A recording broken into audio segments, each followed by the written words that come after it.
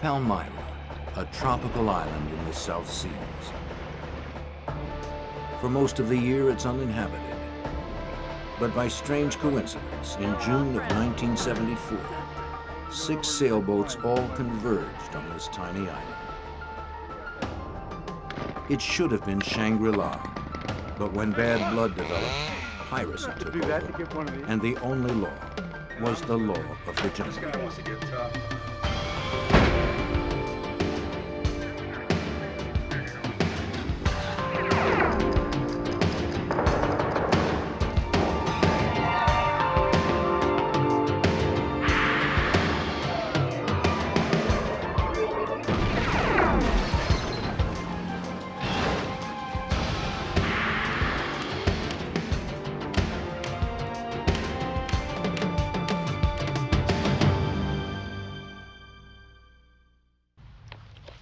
A small, uninhabited island almost 1,000 miles from nowhere. It's hard to believe such a paradise really exists. For most sailors on the South Pacific, Palmyra is a stop on the way to somewhere else. But for a few, it's a destination of its own, a place to disappear from the world. That's just what happened to Mac and Muff Graham, although it wasn't their intention. I'm Jim Kallstrom, former director of the FBI's New York office. Crime on the high seas falls under the jurisdiction of the FBI. The disappearance of the Grahams and their yacht suggested trouble in paradise. The problem was, there was not a shred of evidence to prove it. Palmyra Atoll is a series of small islands in the South Pacific, formed by a coral reef which surrounds a lagoon. It is owned by the United States, and during World War II, it housed a U.S. Navy base. The remains of the deserted base are still on the island today. It is located approximately 1,000 miles from Hawaii and is a stopover point for sailors and yachtsmen on their way to Samoa. Oftentimes, large, beautiful sailboats can be seen at the broken-down docks in its lagoon. But on June 26, 1974, a small sailboat named the Iola made its way past the docks and into Palmyra's makeshift harbor. She had just completed a difficult 19-day journey from Hawaii, carrying a crew of 2. The boat was not suitable for the trip, and now limped into the lagoon, barely seaworthy. The ship's motor had frozen up about halfway to Palmyra. Before leaving Hawaii, the owners had repaired the Iola, which was a wooden boat, by covering it with a coat of fiberglass. The friction created by these 2 materials caused a crack to form in the hull. On the way to Palmyra, the Iola had begun to take on water. They had little money and very few provisions. Their plan was to live off the fruits of the island until later in the year. They had made a deal with some friends to bring supplies to the island, which they would exchange for a crop of marijuana they intended to grow.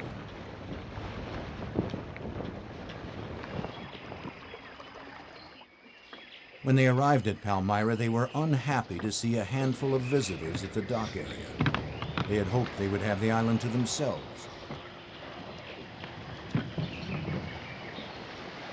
When they came ashore, they were greeted by a welcoming committee. It wasn't at all what they had expected. They introduced themselves as Stephanie Stearns and Roy Allen, even though the name Buck was tattooed on his right arm in plain view. What's your name? I'm sorry? Roy Allen. Roy? Yeah. Roy, you got Buck on your the side there. When one of the yachtsmen commented on it, Stephanie claimed that Buck was his nickname. Something about Roy was different from the other yachters.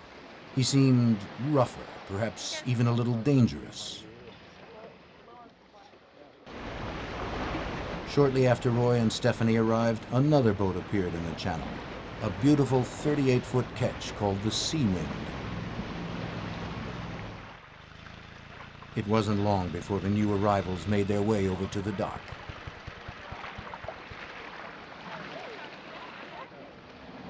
Mac Graham was 53 years old. His wife, Eleanor, nicknamed Muff, was a few years younger. Hey, I want Mac. This is my wife, Muff. Muff. Hi, Evelyn. Like Roy, they were surprised to find so many people on what was supposed to be an uninhabited island where they planned to spend the better part of a year.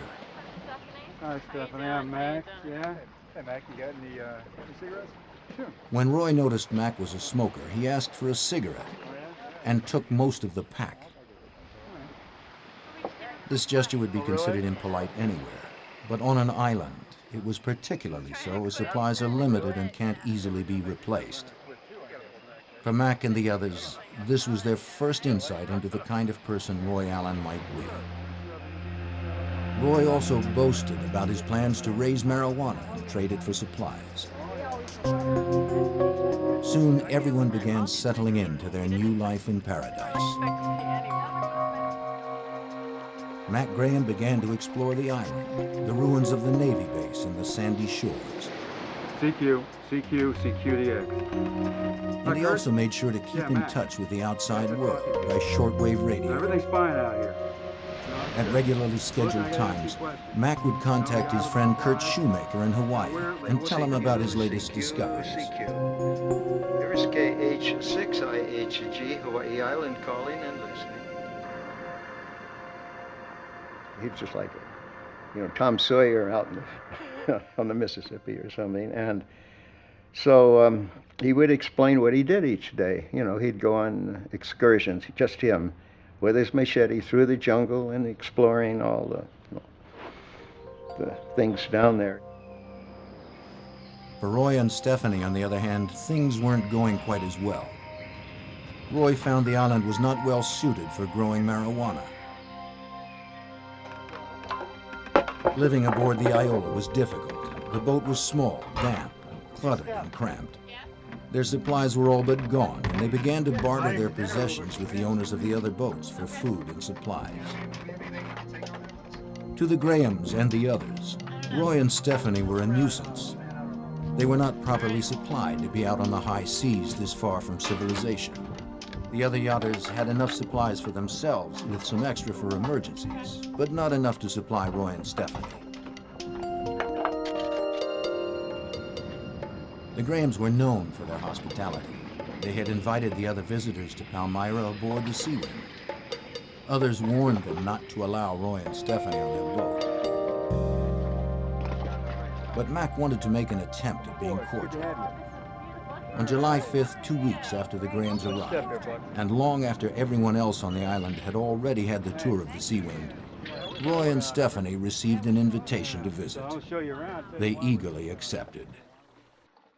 Oh, the Sea Wind was a real yacht. It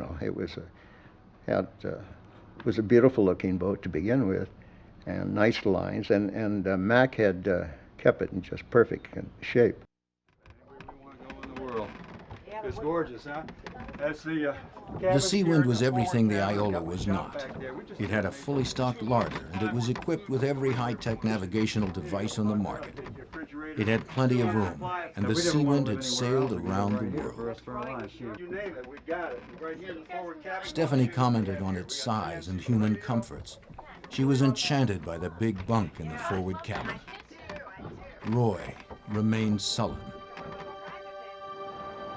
When Roy began to find the cramped quarters and damp bedding of the Iola too confining, he decided to move into a makeshift tent on the beach. Stephanie would stay aboard the boat. By now, Roy and Stephanie had bartered most of their possessions with the other yachters for food and supplies. Other than trading or flat-out begging, they had little to do with the others. The situation was getting worse by the day. Most of the marijuana seedlings they had counted on for money had been eaten by insects. Although Palmyra has abundant natural resources, including fish, crabs, bird eggs, and coconuts, Roy had little knowledge of how to survive off the land. To catch fish, he would shoot them with his .22 caliber revolver. Like clockwork, Mac continued his weekly radio conversations with Kurt, and he kept him informed about Roy and Stephanie. Okay. It had moved way down the end of the lagoon and would have nothing to do with the other group. And bizarre things like they started planting marijuana again to see if they could grow it. He needed, I think they were running low on food, so he needed coconuts. He took a chainsaw and cut a coconut tree down to get to the coconuts. That's kind of stupid. It also infuriated Mac Graham. Mac loved the island and had no tolerance for Roy's destructive What's your ways. problem? You don't have to do that to get one of these. Why don't you just climb up and get it down? One day he confronted Roy about it. I didn't ask you for Roy your opinion quickly anyway. became angry and told Mac to mind his own business.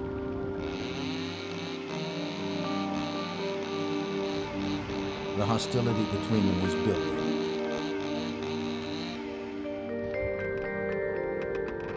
On July 13th, Muff Graham wrote her mother a letter. She hadn't been enthusiastic about living on an island in the first place, and having Roy and Stephanie there only added to her misgivings. Dearest Mother, 3 boats are here now, but one is leaving and will take this letter with them. That leaves us alone with the hippie couple who plan to stay here and live off the land. It's just our luck they decided to roost in Palmyra. Roy and Stephanie have run out of sugar, cigarettes, and I don't know what. They've bartered with other boats. Next, they will ask us. Muff sent the letter back to civilization with Bernard and Evelyn Leonard, who were leaving Palmyra after a brief stay. The Grahams had previously made arrangements to receive letters over the radio from Kurt Shoemaker, who read them to Mac during their regular weekly shortwave contacts. During that period of time, I was receiving mail from both of their mothers, his mother and hers. And then I would read this to them. Well, as one of the boats down there would leave, they would take the mail with them and eventually mail it when back in Honolulu or wherever. So there was communication going back and forth. And an interesting thing about it is one of the letters I read, the mother, and I think she was in her 80s, she says that she was afraid for them. She says, you should leave that place, something will happen to you. One day when Mac was talking to Kurt, he told him that Roy had sent a message with one of the yachts back to his friends in Hawaii. They were supposed to bring Roy and Stephanie's supplies to Palmyra, and he told his friends to reply through Kurt's shortwave radio. Mac asked him if he had heard any news from them, but Kurt had heard nothing. And when Mac talked to him about Roy and Stephanie, there was something about their description that worried him. And in between these conversations, he had occasionally mentioned the other boat. And I told him, I said, you know, that doesn't sound too good, these people. I said, you know, you better be careful. And he said, well, no, I can take care of myself. I'll be all right. And, so I said, well, I don't know. I think you ought to get out of there myself, or one of you ought to leave. My fault? I don't want to hear it. No, I don't care. Roy and Stephanie's tempers I were live in a running dump, short. That's why. Look around you. During the first weeks of August, the sound of angry voices could frequently be heard across the lagoon. The other visitors to the island saw Roy as a violent and quick-tempered man who was dangerous and should be avoided. Then, midway through August, another boat came to Palmyra and spent a few days. Norman Sanders and Thomas Wolfe were on their way to Samoa. The night before they were set to leave, they had cocktails with Mac and Muff. The talk turned to the Iola. Sanders was a sailing expert. He told them he had offered Roy advice about getting the Iola to Samoa. He said he'd suggested Roy and Stephanie should go there, but Roy had just become angry and refused the help. Wolfe cautioned the Grahams that it would be easy for an unsuspecting couple to disappear on a place like Palmyra. In response, Mac opened a drawer and pulled out a .357 Magnum. He assured the others that he could take care of himself. I'm tougher than he is, Mac said confidently. Wolfe and Sanders left Palmyra the next day. The group of people that were down there, the various boats, one by one, of course, were on their way somewhere, and they, one after another, left. Visitors had come and gone pretty regularly for the last 2 months, but with the departure of Wolfe and Sanders on August 17th, things changed.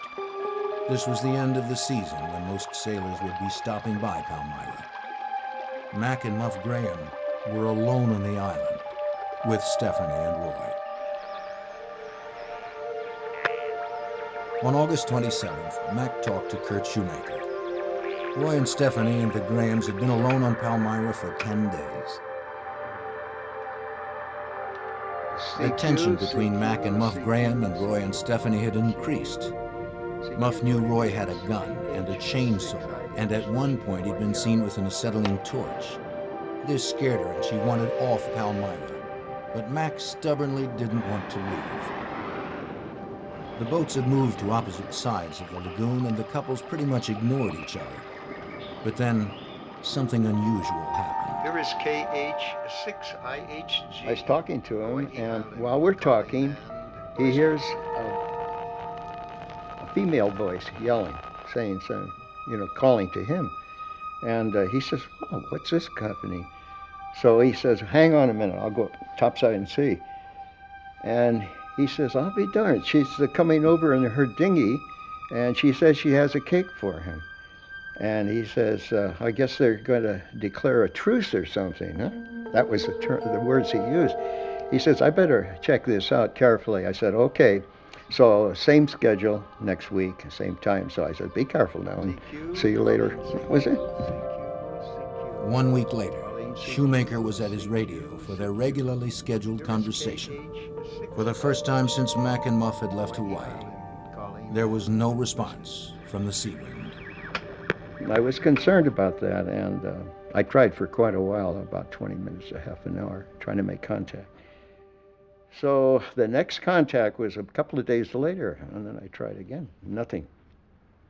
And then for the next few weeks, I tried, intermittently from time to time. And then it was at that point that I decided something happened. Unable to convince the authorities that something had gone wrong on Palmyra, Shoemaker had a friend fly over the island. The aerial survey seemed to confirm his worst fears. Palmyra was deserted. There were no boats in the harbor, no Iola, no sea wind, and there was no sign of life. Well, I had a feeling that all that time that something had happened. The boat had been taken over. I was very strong feelings about that, simply because of all of the incidents that they related to me and he related. And I mean, it just pointed to that one thing, but I couldn't convince anyone that that was a problem. Shoemaker did have one resource available to him, the radio. Having no idea where they had gone, he spread the word to yachtsmen in the Pacific to be on the lookout for the sea wind.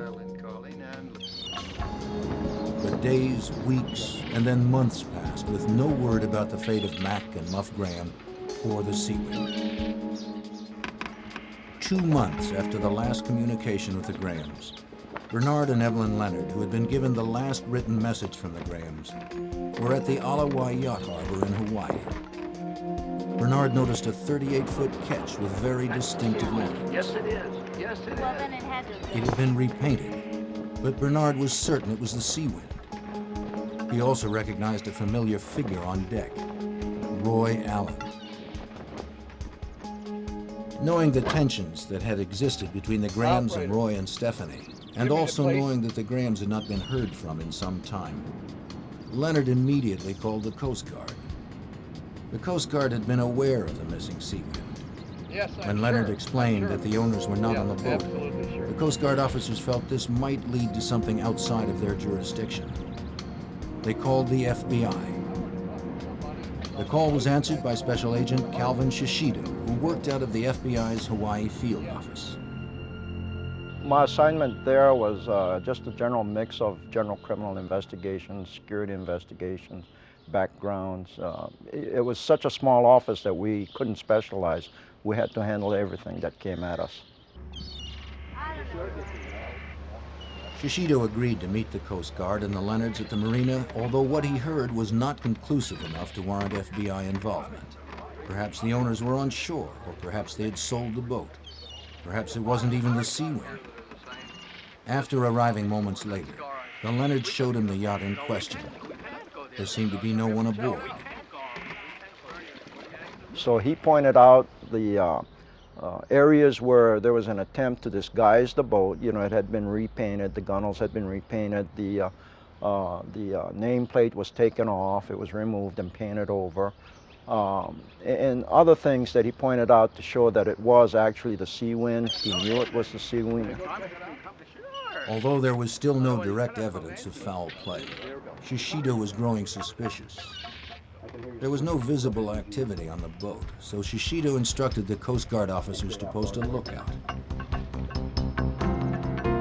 The lookout spotted Roy and Stephanie the next morning, rowing from the floating dock towards shore in a little dinghy. He immediately alerted the Coast Guard, who in turn called Special Agent Shishido. But another boat owner hailed Stephanie and Roy and told them that the Coast Guard had been looking around their boat the day before. Roy noticed a Coast Guard patrol boat in the marina that seemed to be moving towards them.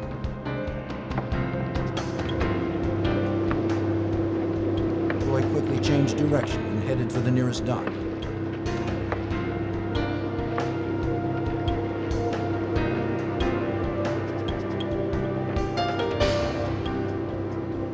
After letting Roy off, Stephanie started to row back to the sea ring.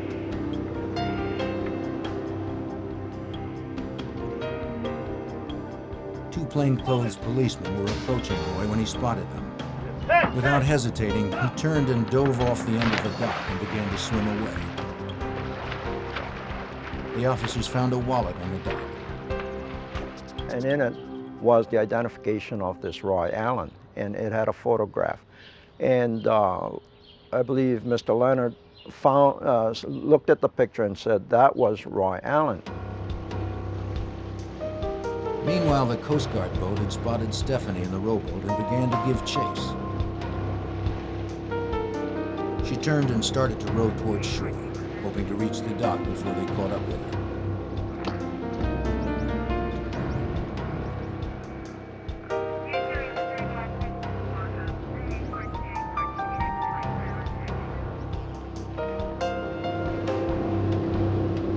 When she reached the dock, she jumped out and began to run, but there was nowhere for her to go.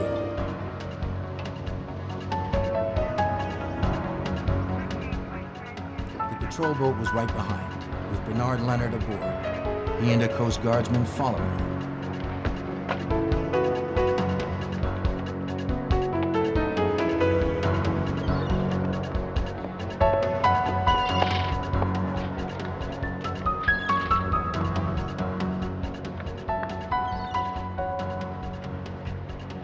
They saw her dart into a hotel stairwell.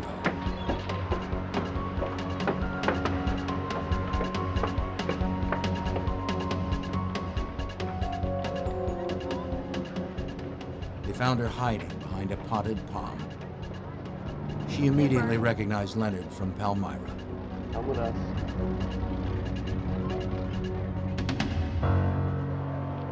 As the Coast Guard officer took her into custody, one question was foremost on Leonard's mind. What had happened to the Grahams? Stephanie Stearns was taken to the Coast Guard offices for questioning. On the way there, Bernard Leonard and Stephanie found themselves alone in the rowboat. When he asked if Mac and Muff were still alive, she shook her head. Mac and Muff, she told him, had apparently drowned. At least, they never found their bodies. Leonard was incredulous. How could that have happened? Stephanie explained that she and Roy had been invited to the Sea Wind for dinner, but the Grahams never showed up. The next morning, she and Roy found the Grahams' overturned inflatable Zodiac boat washed up on shore in the shark-infested lagoon. After searching fruitlessly for the bodies, they decided to take their own boat back to Hawaii, but it got hung up on the reef. So they went back and took the abandoned Sea Wind. Leonard listened to Stephanie, but he didn't believe her story. As I remember it, I was In the Coast Guard offices, she started telling her story again, this time to Special Agent Shishido and the Coast Guard. At any time. Okay, This is the way it happened. This is the way I'm telling it to you. details then of what happened to them. At one point, I remember speaking to her. She kept going on, and I kept reminding her that she had the right to remain silent and that anything she said could be used against her in a court of law. And she would just keep on talking. Stephanie told him she had arrived at the Seawind with Roy just about in time for dinner. The boat was strangely quiet. They called out, but no one answered. Hello? Hello? Mac? Mom? Hello? They went below and continued their search, but got no reply. I can't find anybody down here. They're not here. Didn't you say they were gonna meet us here? Yeah, they knew we were coming for dinner. They assumed the Grahams had gone out fishing for dinner and made themselves at home till they returned. There's nobody here. According to Stephanie, the Grahams never showed up, so they both decided to spend the night on the Seawind. All right. They believed the Grahams would show up any time. But the next morning, when the Grahams hadn't returned, she said they became very worried and went out to look for Muff and Mac as soon as it was light. But all they found was the Grahams' overturned Zodiac washed up on shore and a can full of gasoline. They turned the inflated boat over and started the motor. Then she said they spent the next 2 days searching for the Grahams or any sign of what might have happened to them. But they found nothing. The Grahams had simply vanished. Shishido found her story implausible. Together, and we went over there. When she explained how they had taken possession of the Seawind, her story was quite different from the one she had just told Leonard. No one would have believed us. They would have taken This the time, boat. she said they had left Palmyra aboard the Seawind towing the Iola, which got caught up on a reef and sank. And all we found Stephanie was the tripping Zodiac. over her first lie. And But I knew there were at least, two conflicting stories as to how they got in possession of the boat. At this point, we became very worried about the Graham's condition. We didn't know what had happened to them, and we certainly was not going to get any real true information from Stephanie Stearns. but The FBI has jurisdiction over crime on the high seas. Shishido determined he had enough evidence to arrest Stephanie Stearns for interstate transportation of stolen property. Then his attention turned to Stephanie's boyfriend, Roy Allen, who had evaded the police at the marina and was still at large. Shishido checked, and there was no record of a Roy Allen, but he had the wallet with Roy Allen's picture. Bernard Leonard also told Shishido that Roy had taken marijuana plants to Palmyra and had intended to grow them to sell. Drugs and a photograph of Roy gave him a starting place. But I suspected that people with, traveling on the Iola, which is not really a seaworthy boat, going around and planting marijuana on the islands and so on, must be involved in drug running. Hi, Cal. How are you? Pretty good. How are you? I'm doing pretty good. What can I do for you today? Shishido took the photograph to the Drug Enforcement Agency and showed it to several of the agents. So we would like to get further information on here. They were Well, we do have a surprised when they file looked on at the Buck. picture. Let me get into it. They look told him around that and it was see what I Buck can get. Walker That's great. and that they had been looking for him. I'll get back to you on that. Have a good day. Same to you. All right. And so we got all the background data on Buck Walker, and that's when our search for Buck Walker began. And then now we're looking for Buck Walker instead of Roy Allen. Buck Dwayne Walker was a convicted felon and a fugitive. He'd been awaiting sentencing on a drug conviction when he and Stephanie fled Hawaii on the Iola headed for Palmyra. As the search for Walker began with a new urgency, Shishido was also concerned about the Grahams. He knew Stephanie was lying and changing details about what had happened on Palmyra. He didn't trust her story about the fate of the Grahams. There was always the possibility that the Grahams were alive and stranded on the island. Shishido made arrangements for himself and some other agents to travel to Palmyra to see if they could find them.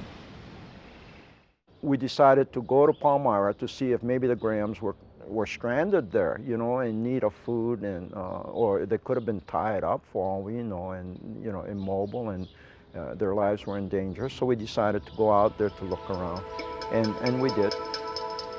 On the island, they found the remains of the camp Buck Walker had abandoned. They took photographs and examined the site thoroughly. A search of the island produced no sign of the Grahams.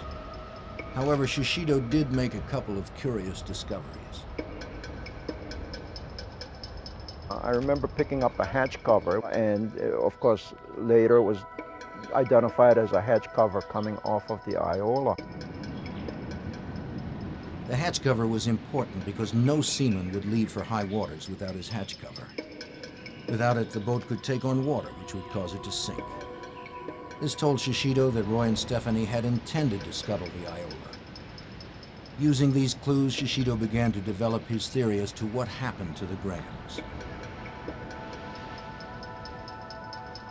My thinking was that they had tied the couple up and put them on the Iola and sank the Iola.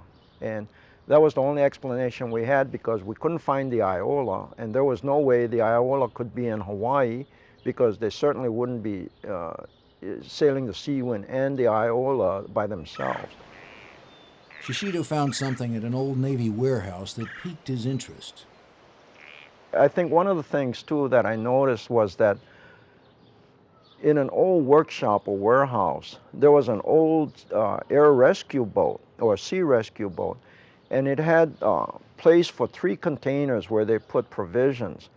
And of the 3, 2 receptacle areas were, the cans were missing, and the third was still left there. And of course, now we're looking for 2 people. In my mind, suspiciously thought that these 2 cans, because it was large enough that they could have been, containing the remains of the couple. Meanwhile, the search for Buck Walker continued. On November 8th, 1974, after spending 10 days hiding out on the lava flows on the big island of Hawaii, Buck resurfaced in a tiny hamlet off the beaten track. He rented a room and went to a restaurant for a drink.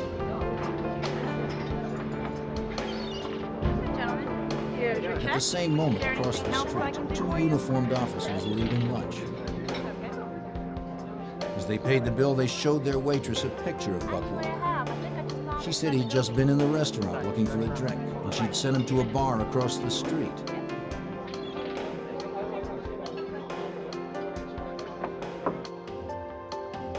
The officers spotted him and contacted the FBI. Buck was arrested on a fugitive charge. He was read his rights and handcuffed without a struggle. FBI, you're under arrest. Put your Under hands on questioning, Buck revealed nothing that could help the investigation. He answered questions with a frank yes or no, or with stone silence. The investigators couldn't find even the slightest piece of information that could help them find the Grahams.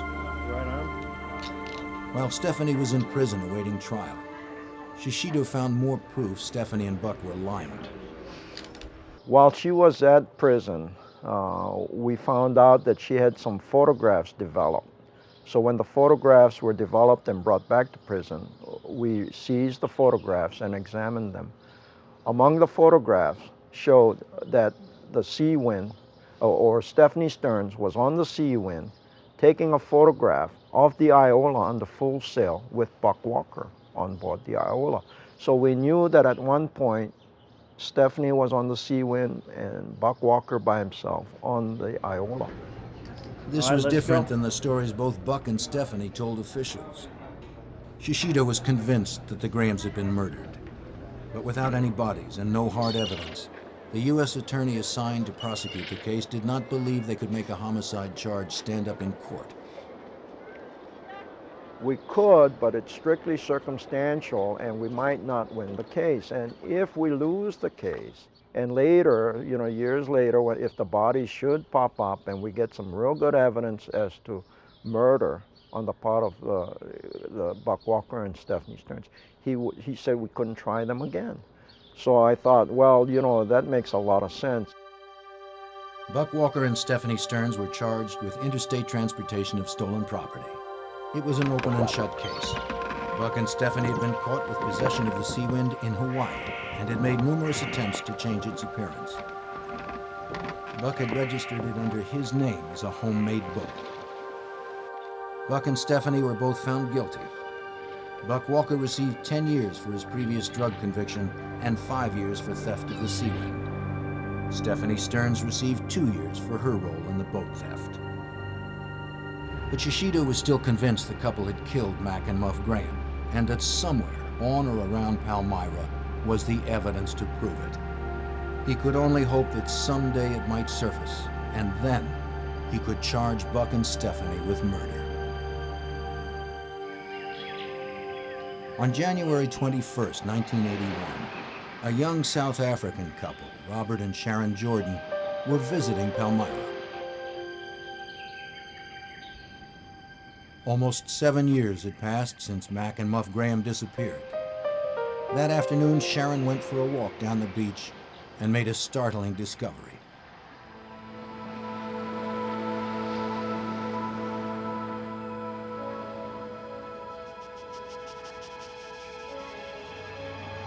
Washed up on the shore was an aluminum canister, and beside it, she found human bones and a skull.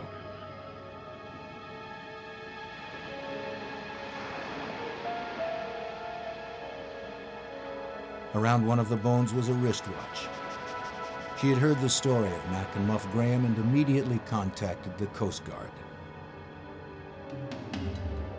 Cal Shishido was catching up on paperwork when he overheard part of a phone conversation. Human bones? Palmyra? First he heard the words human bones, and then Palmyra. Where's Palmyra? The agent was new and had never heard of the case. Shishido was on his feet immediately. Who was on the phone, he asked. The agent told him it was the Coast Guard. Shishido quickly took the phone and told the Coast Guard to ask the couple who had discovered the bones to stay on the island and wait for them. When I first heard that, of course, I was really excited because I thought, whoa, somebody found some bones on Palmyra, and it had to be the Grahams, and I thought, this is it.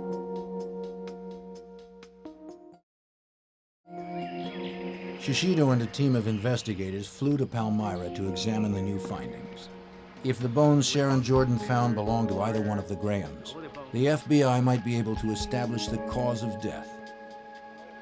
Shishido was shown the gruesome discovery: a skull, human bones, a wristwatch, and some wire, all lying next to an open metal box, identical to the kind Shishido noticed in the rescue boats on his previous visit to the island. He speculated that the wire had been wrapped around the case and had somehow come loose. Then when the case came ashore, it had opened and the bones had spilled out. Since a second container had been missing from the Navy rescue boat, Shishido felt the other victim might still be inside.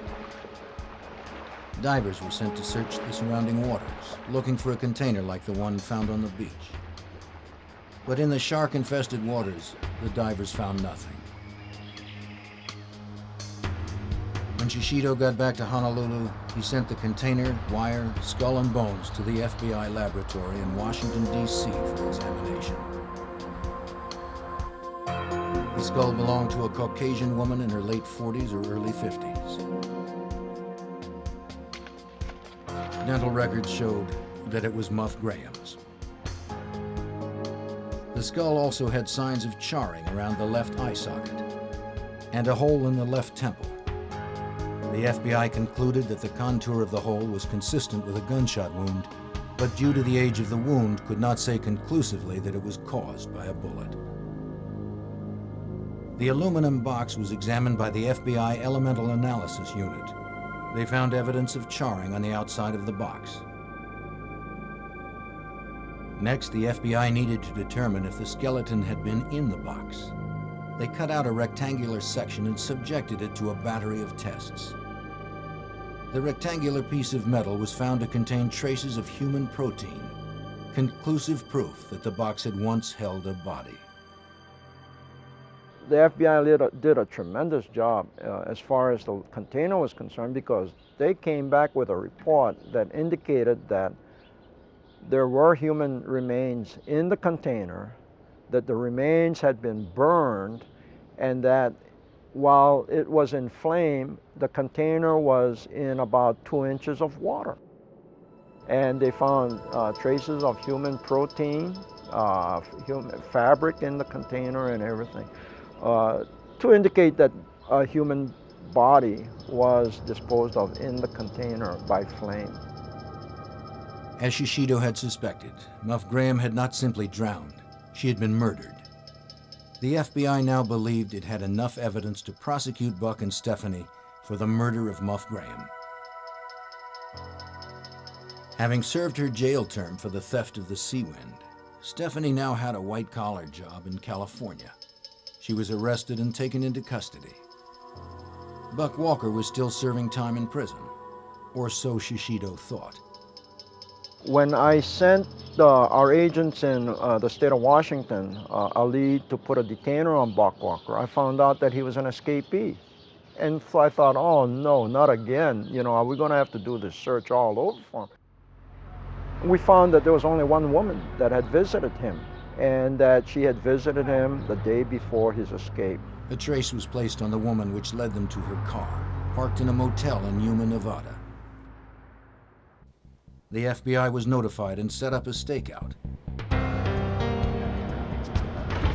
When Buck and another man came out of the motel and approached the car, the FBI moved in. He was considered an armed and dangerous fugitive, wanted both for murder and jailbreak.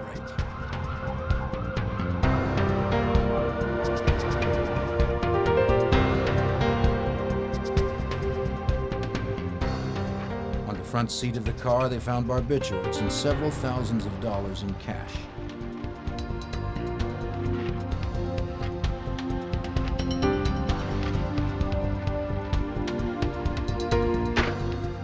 Buck Walker was arrested and charged with the murder of Muff Graham. Stephanie Stearns was also arrested and charged with the same crime, though they would be tried separately. Because of the publicity the story had generated in Hawaii, the trials were moved to San Francisco. Both cases were assigned to federal prosecutor Elliot Inoki. The motive for the crime was never in doubt. The motive was they were without a seaworthy vessel. The only other couple on the island was leaving shortly. They were running out of food, and they didn't know when any other vessel would get there, if at all, because this was becoming the end of the so-called season when you could expect people to visit the island. So you had people running out of food and provisions with an inability to get anywhere. Inoki knew he could show Buck and Stephanie had opportunity and motive to kill the Grahams. But first he had to prove in court that Muff Graham was murdered. He also needed to completely discredit Buck and Stephanie's story that the Grahams had drowned. As Inoki began constructing his theory of the case, Shishido was busy putting holes in Buck and Stephanie's defense. The FBI had already found evidence of human protein on the sides of the aluminum box. But since the bones were found next to it, Inoki wanted additional proof that the body had actually been in the box. Therefore, ruling out the possibility of Muff drowning as Buck and Stephanie had claimed, he contacted San Francisco's chief medical examiner, Boyd Stevens. Finding the skeleton together is supportive that Miss Graham was in that box and therefore held together. It's not possible for me to really say that she couldn't have stayed together if she had been out of the box. However, the problems that would be required is that the skeleton has to stay together even after it's disarticulated. And that's an extremely strong argument that could not have occurred if she had died and just been laying on the lagoon bottom. The second is that the skeleton has to come ashore together, and that's just not really possible. Shishido also decided to test Buck and Stephanie's story that the Grahams' dinghy, the Zodiac, had been found overturned. Of course, you know, later investigation showed that if the boat had capsized the way they said they found it, the outboard motor would have been inoperable because of the salt water going into the engine itself. And of course, we made a test to find out whether the Zodiac could actually tip over accidentally, and we tried to force it to turn upside down, banging into things with 3 or 4 men sitting on one edge of the boat, and it just wouldn't tip over. Inoki also asked medical examiner Boyd Stevens to examine Muff Graham's skull in order to corroborate the FBI's findings that Muff had been murdered. Inoki knew that having two highly respected sources would strengthen his case. Stevens found flat abrasions to the skull, consistent with prolonged confinement in a box, such as the aluminum container. The key issues for us was the flattening of the skull, which represents that it had been placed against a hard, flat surface, primarily across the left side of the face. And what I'm pointing to is the nose, the eye sockets, and what would be the cheek and life, and of course the teeth. One of the things that was evident about the skull of Miss Graham is that this whole area about the face had been planed down so that it was a flat surface. And if you can imagine, if I take this skull and put it across a flat surface, and let's just say this table is coated with sandpaper, and I work it back and forth for a period of time, eventually I would shave it down till it was a flat surface. There was a second plane showing that the skull had changed position and again had been exposed to a flat surface with motion for a long period of time. We used that as an argument that the skull had been within the box and moving. If the body had been buried in the coral sand, then it would not be a change that we would expect to see. And coffin wear is not seen if somebody's buried in dirt or in coral. It's seen if they're in a hard surface container. There were minimal animal bite marks and insects on the skull, which were consistent with remains that had only been exposed to the surface life for a short period of time, presumably the time after the box had surfaced and opened. But what about the charring on the skull and the metal box? Did this show an attempt to destroy the body?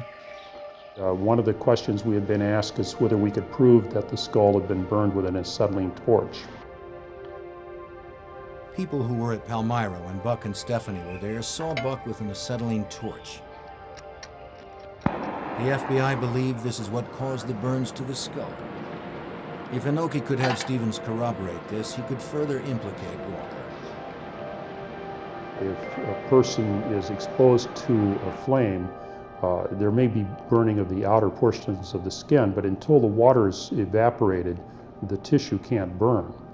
And it takes a heat period to boil the water off or evaporate it before the tissue can actually burn.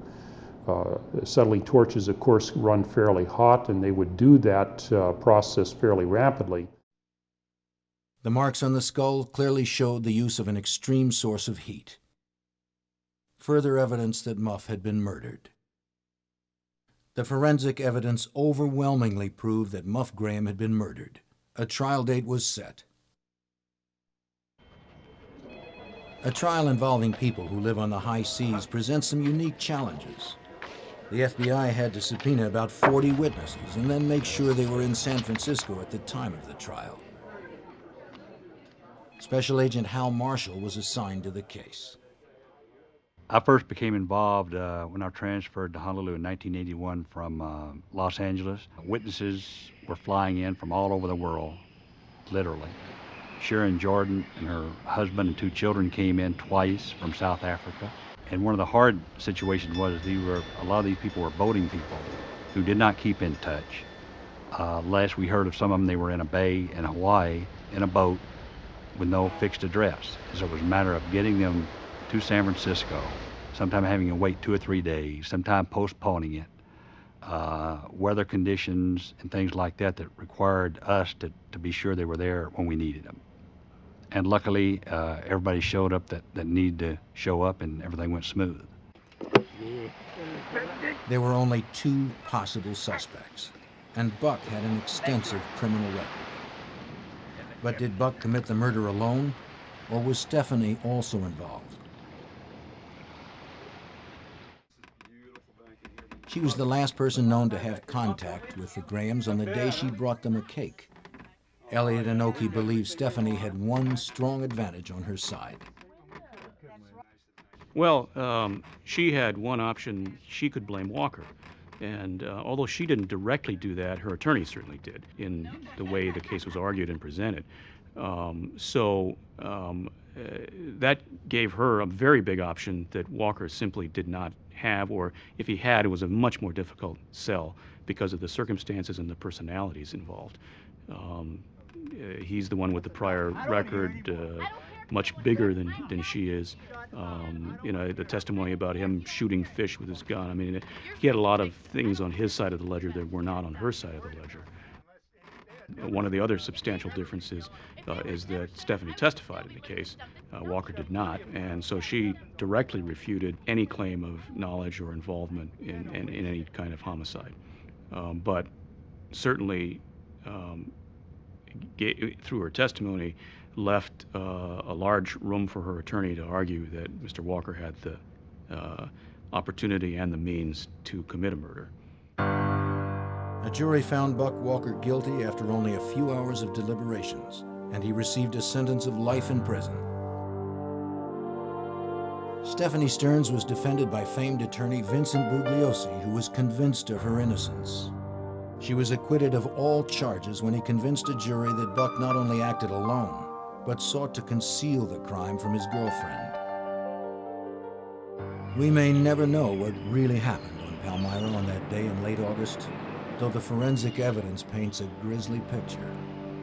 Well, empirically, I believe that that Miss Graham was killed exactly as the charge was made, and that is that she was shot, that there was an attempt to burn her body, that her extremities were probably fractured to get her into the box, and that she was cast into the ocean and then eventually came adrift. And I think that probably happened to the husband as well. Matt Graham's body has never been found, although investigators believe there's a very high likelihood that he's in the other box. Philadelphia, Mississippi, 1964. A sleepy southern town steeped in tradition finds itself targeted for invasion. Across the South, a legacy of racial hatred is about to be challenged, but not without a fight. Before it would end, 3 civil rights workers would vanish, drawing the eyes of the world to the quiet community with a burning secret. Amen!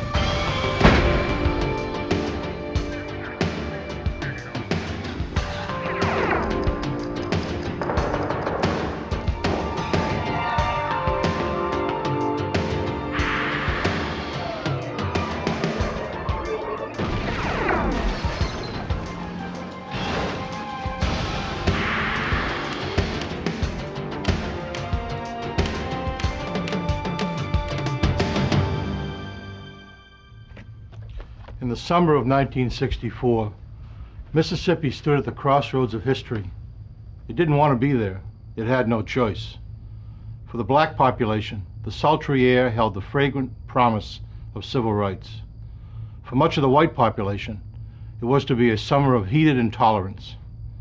Violence rumbled throughout the South, but it touched down in Philadelphia, Mississippi. I'm Jim Kallstrom, former director of the FBI's New York office. The disappearance of 3 civil rights workers drew the attention of the nation to this small southern town. Named for the city of brotherly love, Philadelphia was not living up to its namesake. For in it, brotherhood was divided by race, and the city was ruled by men hiding behind hooded sheets. To solve the mystery of the missing workers, the FBI had to infiltrate and expose the Klan's invisible empire. Mississippi, circa 1960.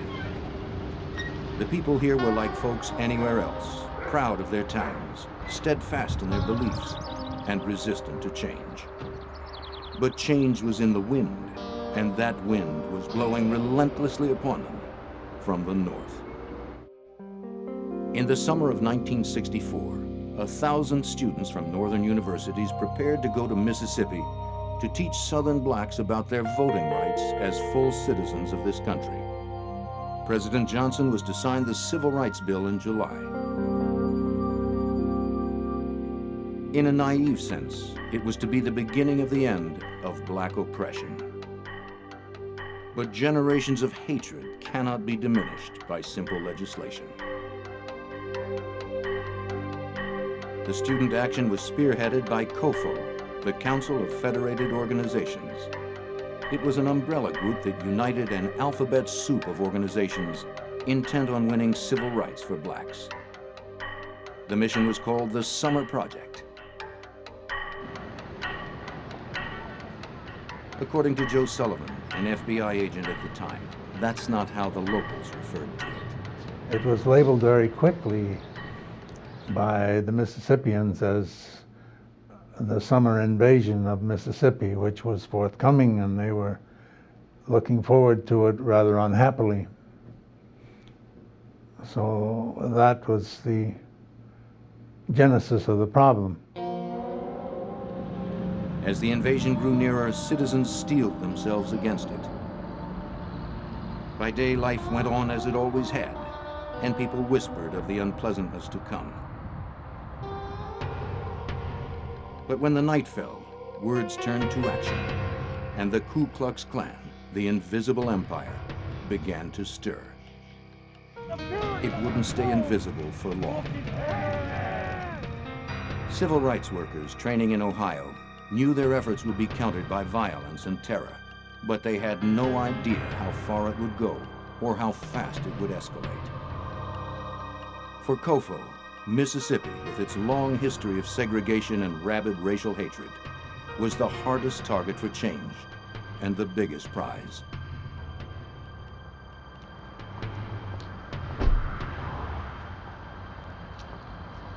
Bob Moses was one of the Summer Project organizers. Mississippi is targeted in every black person's mind as the symbol of racism.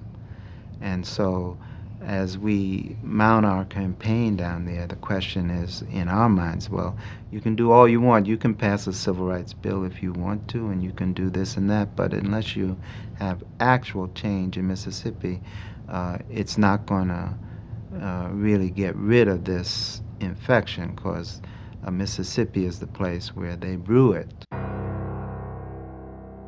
6 months before the students were expected in Mississippi, 24-year-old Michael Schwerner moved from New York to Meridian, Mississippi to establish a base of operations. Schwerner had approached Mount Zion Methodist Church in the nearby black community of Longwood for permission to use their space for COFO meetings. And we have got to stop it now, nip it in the bud. That's what we've got to do. But it's dangerous, it's dangerous. The residents of Longwood, who had peacefully coexisted with their white neighbors, found themselves at a crossroads. The church board had to weigh the benefits to the cause of civil rights against concern for their own personal safety.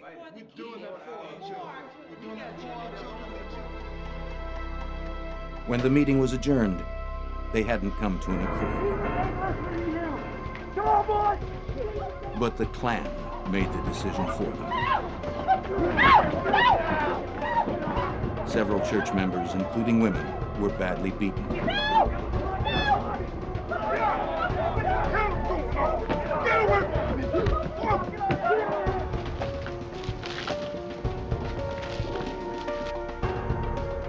Later that night, Mount Zion Church was burned to the ground.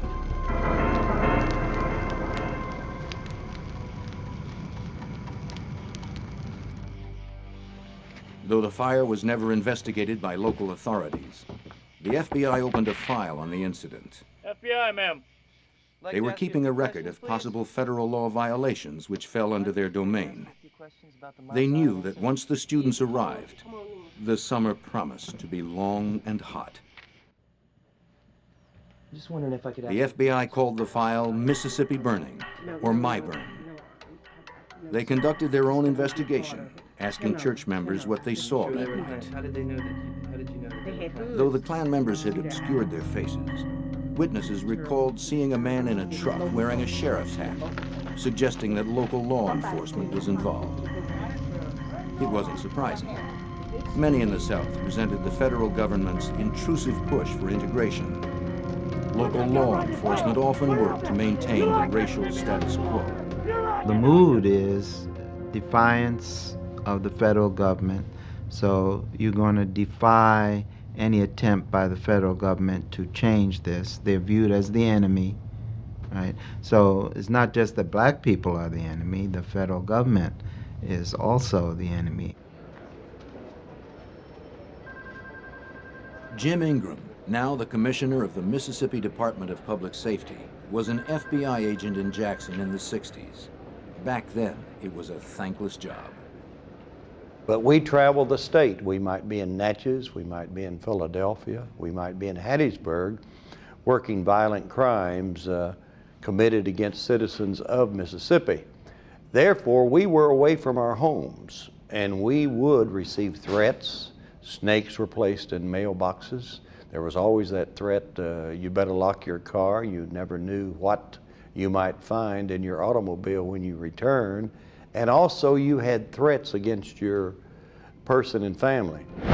But despite all attempts at intimidation, the FBI's presence in the state was about to increase more than 100-fold. While setting up their COFO Operations Center in Meridian, Mississippi, Michael Schwerner and his wife Rita were joined by a 20-year-old plasterer named James Cheney. Good to have you aboard. This is my wife, Rita. Hi. How are you? Good to have you. Fine. Cheney, a Meridian native, knew the culture and political climate of the area. Sit down right here. Okay, here. 24-year-old Michael Schwerner, a liberal from the Bronx, had an Ivy League degree in social work. His background couldn't have been more different from Cheney's, but the men were united in their goals. Schwerner's friends called him Mickey, a name he seldom heard outside the office. Townspeople, and I'm talking now about the Klansmen in Meridian, called him Goatee. He wore a goatee, and they called him the Devil. Hi, may I speak to Bob Moses? Schwerner and Cheney were later joined by Andrew Goodman, 20, a volunteer from Queens, New York, who had finished his training in Ohio just 1 week earlier. Yeah, Andrew, just put in that box right there. We'll be just leaving in a second. While Rita Schwerner returned to New York, the three men and other volunteer staff prepared for the first group of 200 civil rights workers from up north. The first wave of the invasion, scheduled to arrive on June 21st, 1964. That morning, Schwerner, Cheney, and Goodman drove from their base in Meridian to Longwood, 35 miles away, to talk to the Mount Zion church members about the fire 5 days before. Cheney, who knew the area, would drive.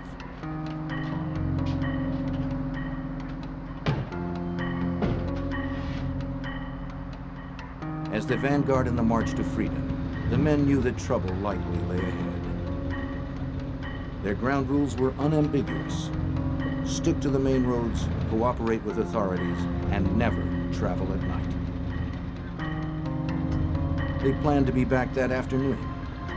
Schwerner told his staff to call the COFO office in Jackson if he didn't phone in by 4 p.m. He never made the call.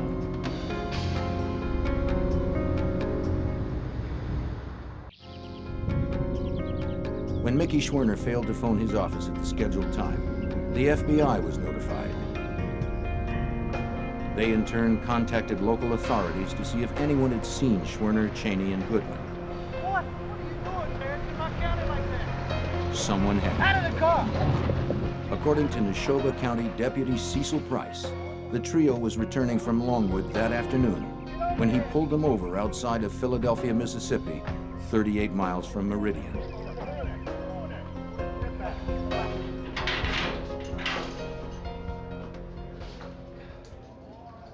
They were brought to the county jail in Philadelphia.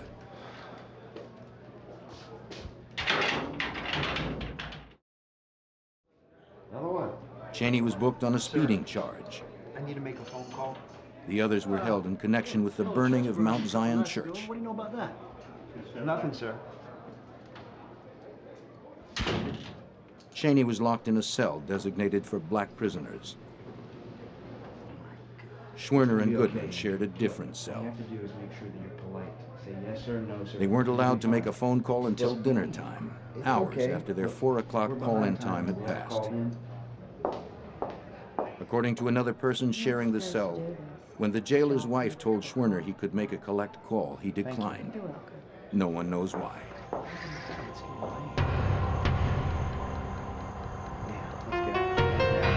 Eventually, after Schwerner paid Cheney's $20 bond, Deputy Price released the men. Hey, you got the keys. By then, it was 10:30 p.m. I don't want to come back to Philadelphia again. What happened next was anyone's guess. As long as they were missing, you had some hope. If they had turned up in jail and they were still in jail, then you had some hope. The issue was the release at a certain time of night from the jail, and then they're missing again.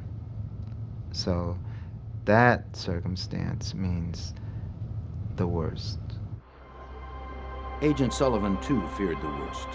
He suspected that the civil rights workers weren't simply released, but more likely handed over to the Klan. This was a type of crime that I was familiar with. The lockup and then give away the prisoners instead of releasing them.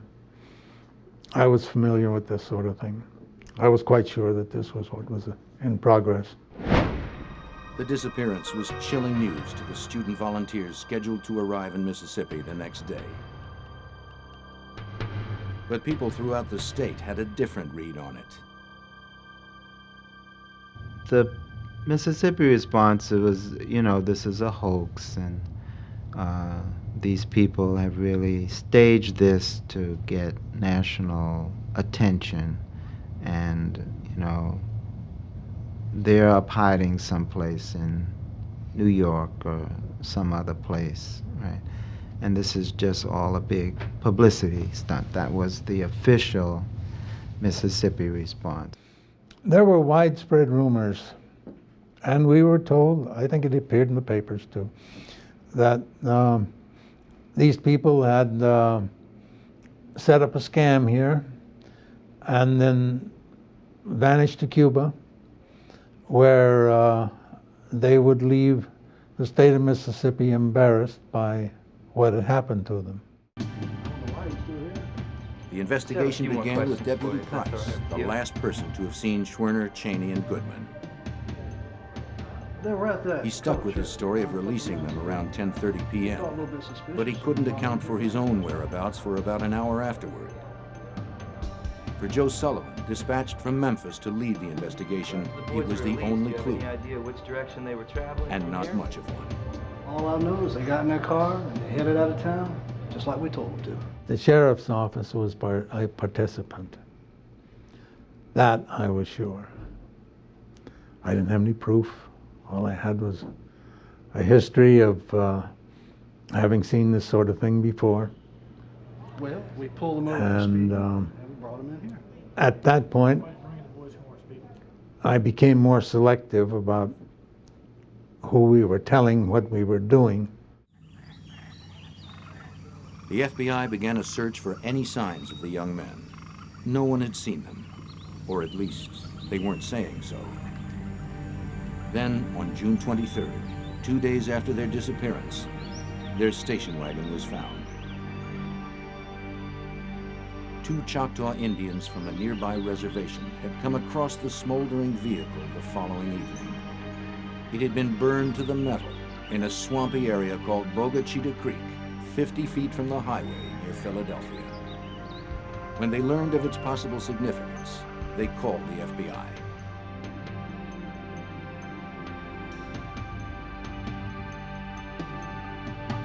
Special Agent Jay Cochran was dispatched from Washington.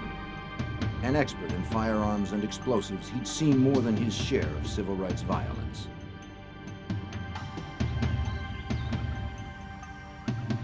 When he arrived at the scene, he wasn't optimistic about what the car would reveal. In examining the burned out vehicle, we were looking for any evidence of human remains. We were also looking then for any evidence that may have been left behind of any value in determining what happened to the civil rights workers. The car was too far gone to provide any clues.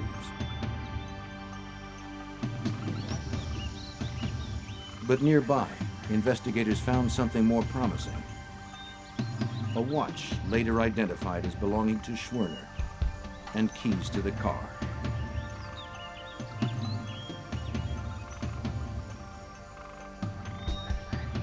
The watch had stopped at 12:45. It took no time at all for the news of the discovery to spread. The vehicle hadn't been recovered very long before the news was out on the police wires and the press wires and the neighbors' wires and the radio and so on. And we started to run a stadium at Bogchito, and that wasn't easy. For those so inclined, the discovery of the car only supported the idea of a hoax. But unofficially, investigators' hopes of finding the men alive had faded. It was obvious from the beginning that we weren't leaving until the bodies were located. Mr. Hoover wouldn't have countenanced that, and for that matter, neither would the general public. We were going to find those bodies if it took forever. Agent Sullivan contacted Director J. Edgar Hoover to ask for reinforcements. I told him that I thought I would need at least 25 men in short order, but I thought I would need more pretty promptly if it developed the way I was afraid it would. And he said, "What are you talking about?" And I said, "Well, I'm going to need 100 men." And he said, "There are 100 men coming." They're real good guys, all right? Soon, 100 agents, aided by student volunteers, descended on Philadelphia to search for Cheney, Schwerner, and Goodman. Help you guys come with me and start checking the bushes over here. It wasn't enough. The men or their bodies could have been anywhere.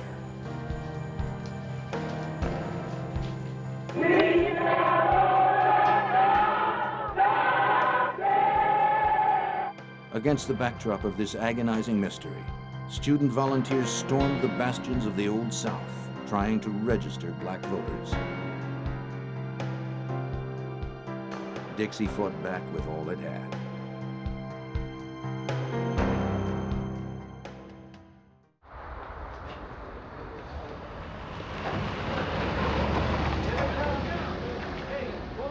As the summer invasion pressed forward, the eyes of the world focused on Mississippi.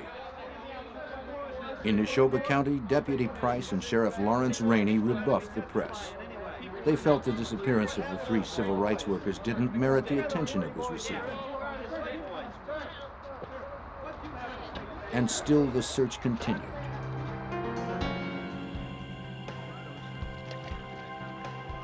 "400 sailors from Meridian Naval Air Station were pressed into duty, working in rotating shifts. Woods were scoured, rivers were dragged. Then the FBI received word that a body of a black man had been pulled from the Mississippi River near Vicksburg. They went to investigate.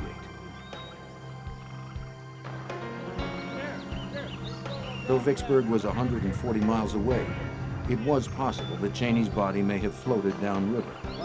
It was the only lead in an otherwise dismal search. We discovered that that this body was not that of one of the missing civil rights workers. It was determined that he was the victim of a Klan lynching. It wouldn't be the only false alarm that summer as other lynching victims surfaced. Some had gone unreported, because in some areas, the Klan was the law. Finding the missing civil rights workers was the FBI's first priority, but busting the Klan was the ultimate goal. As the drive for voter registration continued, the hot Mississippi air crackled with hatred. Klan activity intensified. More than 60 black homes, churches, and businesses burned that summer, and that was just the beginning. I saw the violence, I saw the killing, I saw the people left homeless by fires, I saw churches burned in the middle of the night, I saw lives being lost for no reason whatsoever. by a group that felt they were right. To break the Klan's hold on the South, President Johnson authorized a new FBI office opened in Jackson, Mississippi, 3 weeks after the men disappeared. According to Agent Ingram, the days of subtlety were done. The FBI was taking off its gloves. In a matter of a few months, you had almost 300 agents working up and down. From this state runs about 400 miles from the coast up to the border of Tennessee, so we covered every facet of it. 82 counties, we had agents all over the place. While some agents continued to beat the bushes, others knocked on doors, hoping to find some leads. People were polite, but uncooperative. White boys and a black boy. Have you seen anybody?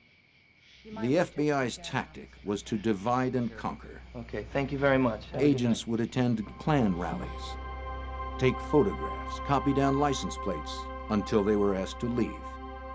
By then, they had what they had come for. Then, the next time we talked with them, they say, I'm not a member of Klan. Well, you were at this Klan meeting. Why were you there? If you're not a member, you're a sympathizer. Do you know these people blew up a church? Do you know these people blew up a school that was trying to desegregate? Is this the way you want to operate? And most would say no. So we found that being at some of the meetings was a deterrent for some. Some would stop coming because they didn't want us to visit them.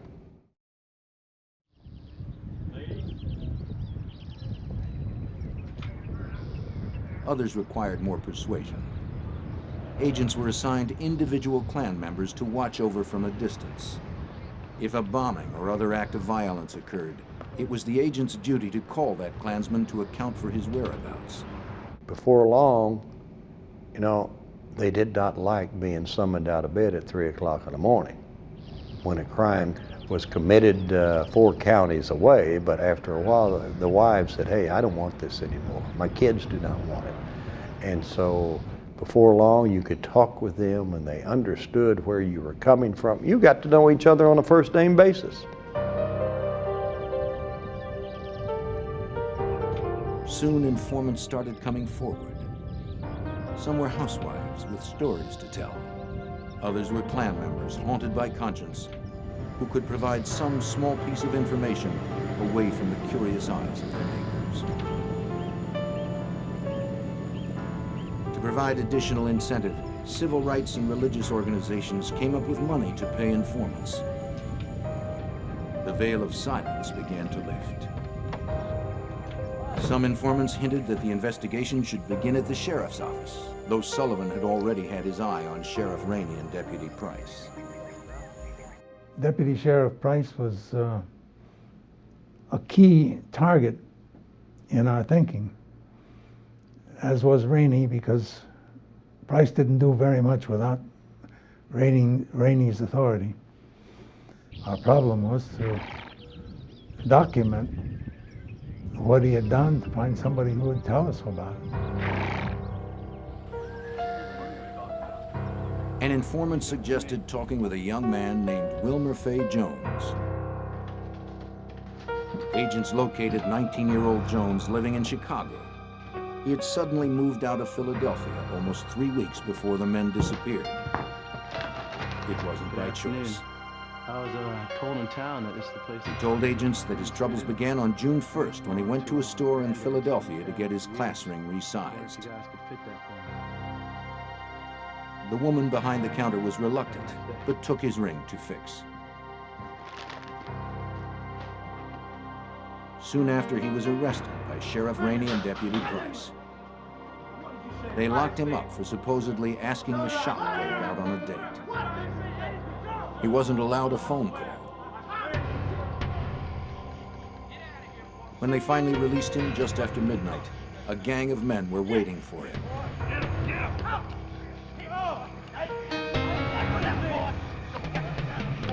They roughed him up and forced him into a truck.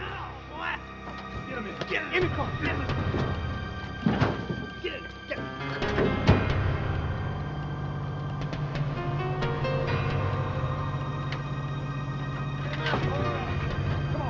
vigilantes drove him to a secluded spot. They tried to force him into confessing that he had asked the clerk out. Better tell us, boy! He swore his innocence. The gang was prepared to kill him on the spot. But then one of the men, who they called the preacher, spared his life. He told Jones to leave town for good or he was a dead man. You understand me? You understand me? Get out of here. Go. Jones was on the next bus out of town. They roughed me up a little and they let me go. The story Jones told sounded like a plausible M.O. for what could have happened to Schwerner, Cheney, and Goodman. Only perhaps they weren't lucky enough to have escaped with their lives. But here now, we have some additional evidence about what happens to people who are in unlawful custody in jailhouses and are going to be disposed of in one way or another. So if it had happened once in Neshoba County, we were sure it could have happened again.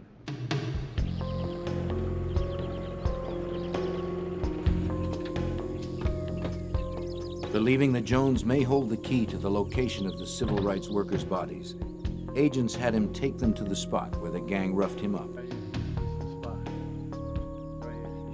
A search of the area turned up nothing.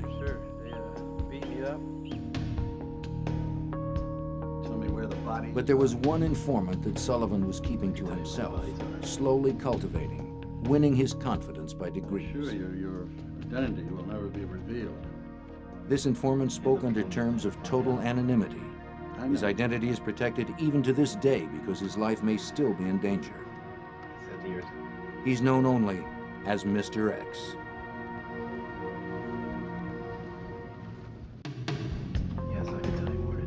If anyone still considered the disappearance of the three civil rights workers to be a hoax, their opinion would soon change.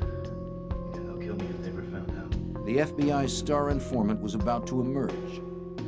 On July 31st, 1964, Mr. X agreed to talk to Agent Sullivan. After we finished our social chat, I said, "Are you going to be able to tell me anything significant tonight?" And he said, "I think I can tell you where the bodies are buried." And I said, "Tell me where." Mr. X told Agent Sullivan that Goodman, Cheney, and Schwerner were buried in an earthen dam at a place called Old Jolly Farm, owned by the wealthiest man in the county, Olin Burridge. But agents couldn't go there at once. They knew their moves were being scrutinized by the Klan.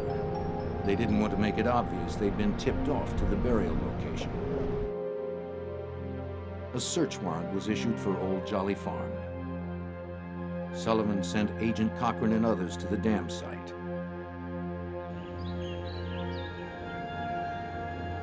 When they arrived, they realized this was no job for probing rods and shovels. The earthen mound still under construction was 550 feet long, 20 feet high, and 10 feet across at the top. If the bodies were here, they weren't merely dropped into graves. Rather, the dam was built on top of them. Agents wanted to keep the excavation a secret. That would be difficult now. They needed an outside contractor with bulldozers and other heavy earth-moving equipment to extricate the bodies. According to Special Agent J. Cochran, there were some concerns about the safety of the crew. It was decided to utilize armed agents in a convoy of the heavy equipment from Jackson to the location where we would begin using the equipment. On August 4th, the equipment was in place. The contractor was asked to advise them how best to clear away the earth layer by layer. Cochran talked to him and said, "Can you give me an estimate as to what the construction cycle was on this dam? How it was built, how the dig was done, how the dam mound was shaped, and in what time sequence?" He said, well, you must know what you're looking for, and I just didn't comment to him. At no time during these negotiations had either the construction crew or in this case the foreman been told precisely what we were looking for, but I think they would have had to have been blithering idiots, and they weren't, to have not known what we were after. After the foreman gave agents a crash course in dam building, Cochran poked a stick in the ground where he wanted the digging to begin. Then, in a move that has become a legend in the annals of the FBI, he had a change of heart. Cochran then picked up a stick, and for reasons best known to his guardian angel, he walked 15 feet further and put the stick in the ground and said, dig here. And that's where they were.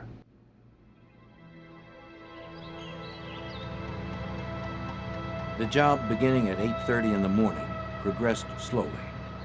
By 2:45, the pit was 13 feet deep, and the pungent smell of death was unmistakable. The machines were moved aside in favor of more delicate garden trowels. As the sun beat down, the odor rose up and poisoned the air. Flies swarmed, ushering in the agent's grim success. Just after 3 p.m. at 14 feet, the first body was found. It was Mickey Schwerner, identified by the contents of his wallet. Goodman was uncovered next, followed by Cheney. It's very hard to describe. You know, it's perhaps the saddest experience that one can have. It's a graphic illustration of man's inhumanity to man. You know, to simply kill these people for no earthly reason, no earthly good reason. The bodies had been buried more than a month, so it was impossible to immediately determine the cause of death. The coroner was summoned, and with him came Deputy Cecil Price. I just walked up like it was sheriff's business. Found a body, how about that? It was pretty casual, really. Price and the coroner lifted the bodies from the pit so they could be moved to the state hospital in Jackson for autopsy. Cecil Price helped to load all of them. I didn't help to load any of them. I was letting the local authorities who had jurisdiction over the murders do their thing. So we couldn't be accused of confusing or messing up the evidence or anything of that sort. If the deputy's presence was an example of the criminal returning to the scene of the crime, Agent Cochran saw no sign of guilt. Every agent that was at the scene, eyes were fixed on Price when he was there. And I noticed not the slightest emotional reaction. And I don't think anybody else did either. The bodies were autopsied in Jackson. All 3 men had been shot. Schwerner and Goodman were each shot once, Cheney 3 times. A hard, rock-like substance was pried from Goodman's right hand. Whatever happened that night, the substance showed that Goodman's nightmare didn't end with a bullet. Upon subsequent examination of that substance at the FBI laboratory, it was determined to be clay similar in makeup or consistent with the clay composition of the soil at the dam site. This would tend to suggest that at the time Mr. Goodman was laid in his grave, he was still alive.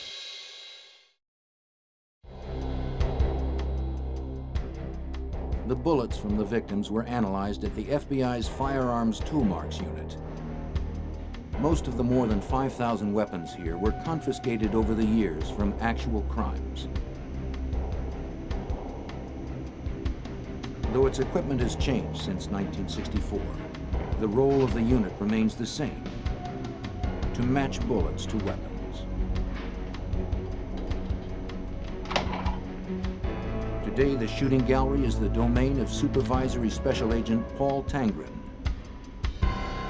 The bullet will pass over defects within the barrel, and those are defects that are specific and unique to that firearm.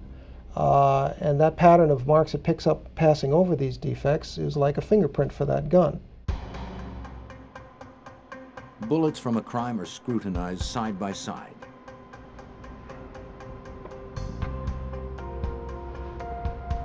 If they were shot from the same gun, the comparison microscope would form a seamless image of the marks on both bullets. Bullets shot from different weapons simply wouldn't match up. I've got lots of marks and very little agreement, and that is typical of what you would see of two bullets fired from two different guns of the same type. Using similar techniques, the FBI determined that Cheney was shot with two different .38 caliber weapons. Residue showed that the men were shot at close range. Total cost of the bullets used to kill 3 men, about 25 cents. Suddenly, to the people of Neshoba County, the missing civil rights activists was no longer a hoax or publicity stunt. This was the turning point. Racists drew the line at murdering white people. According to Agent Jim Ingram, the FBI no longer seemed like the bad guy. Then they realized we're dealing with some very violent people. So the mood changed to our betterment, because we had people that wanted to assist us. Particularly the little town of Philadelphia, Mississippi. It was amazing how many people then said, look, if we have these people among us that would kill, then we need those individuals found and arrested and prosecuted. I do want to help you. Meridian Police Sergeant Wallace Miller was one respected Klan member who had seen enough. He wanted out of the Klan, but the FBI convinced him to stay. Now, the FBI had their mold, and the impenetrable walls of the invisible empire had been breached. And the color must be driven out of our hearts. And we have to look to the cross. Let it be done. Amen.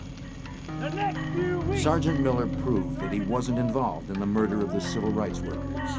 He helped the FBI by gleaning information about the crime from fellow Klansmen. Others were also coming forward.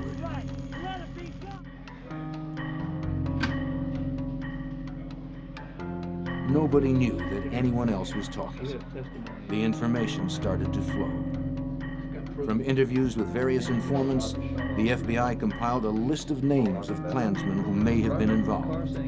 The same names kept coming up. Agents learned that the murders were the plan of Sam Bowers, the first Imperial Wizard, or head of the White Knights of the Ku Klux Klan of Mississippi. His right-hand man was Edgar Killen, known as the Preacher, because he was one. He was also apparently the same preacher that spared the life of Wilmer Fay Jones. So we had informants that could give us direct information. We had individuals who actually were involved in the shooting that gave us signed confessions. Confession led to confession. Slowly, a picture of the events that night took shape. Going down in Louisiana. Sir, I need to make a phone call. It was a plan of horrible simplicity. While Schwerner, Goodman, and Cheney were in jail, Deputy Price notified Preacher Killen, who rounded up fellow Klansmen.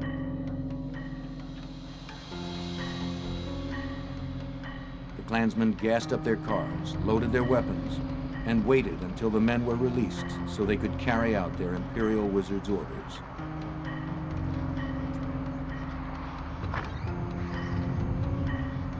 When the civil rights workers were released at 10:30, the Klan was ready. Let's head back to Meridian. How'd they treat you? Okay, but I didn't like it there. That spooks. Hey, you got the keys? You just drive. I don't want to come back to Philadelphia again. Let's get out of here.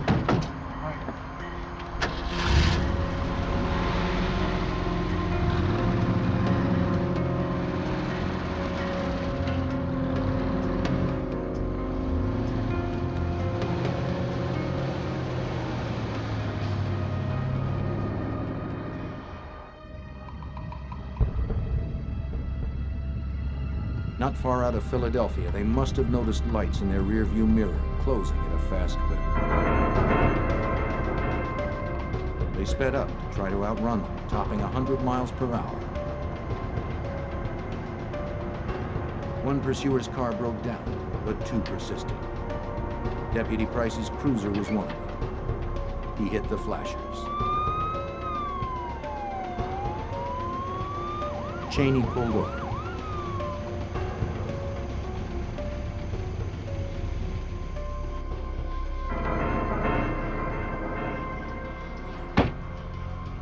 What's the matter with you, boy? Deputy Price yanked Cheney from the station wagon. Out of the car! You shut up, boy! You were doing over 100 miles an hour in my county, boy. Don't make me chase you like that. You see this light? Schwerner and Goodman were escorted into the back of the patrol car. Get out of there! Whoa! As Cheney started to follow them, Price clubbed him with his blackjack and shoved him into his car. Get off, boy!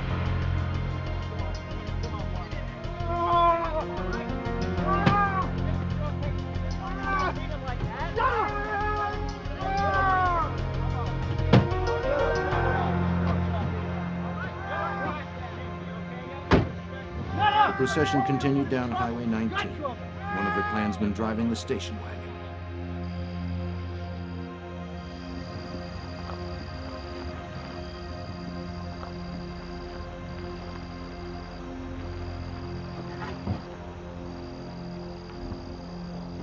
The murders occurred without fanfare. Schwerner was the first to die. The cars stopped on a dirt road. Schwerner was pulled out of the car, spun around, and shot point blank.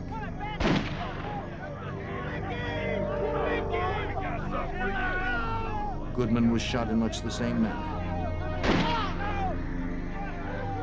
They saved Cheney for last, shot by two men.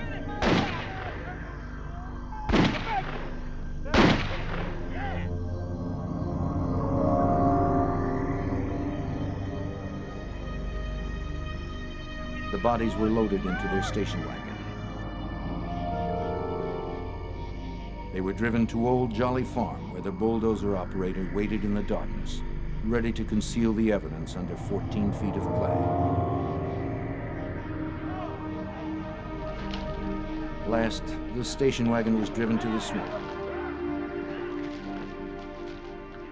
Gas was poured over it. A match was struck.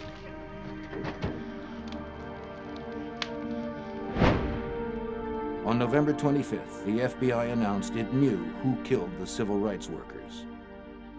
But murder charges fall under state jurisdiction, not federal. The best the FBI could hope to do was to convict on civil rights violations. They knew that Mississippi would be unlikely to file murder charges. More than 5 months after the murders, 19 men were charged with felony conspiracy to oppress and intimidate the civil rights workers from practicing their constitutional rights. 2 more were charged with having knowledge of the crime. All made bail and were released. A pretrial hearing was set for December 10th. When you realize the scope of the physical evidence that we were able to capture, the pictures of the dam, the pictures of the bodies, the postmortems, the burned vehicle, on and on, we just had enormous amounts of physical evidence, circumstantial evidence to document the confessions. So it was a powerful case that we turned over, and we were blessed because we had 2 outstanding prosecutors. The evidence was, we thought, insurmountable, but we also knew that there were troubled times in Mississippi, that not everyone thought like we did. The federal government's prosecution went wrong almost from the start. At the hearing, the judge refused to allow signed confessions or written testimony from key witnesses. The government pressed the matter, and on January 11th, a grand jury indicted 18 men, including Sheriff Rainey and Deputy Price. But the charges were knocked down from felony to misdemeanor. The case languished until 1966, when the United States Supreme Court ruled that the felony charges were applicable.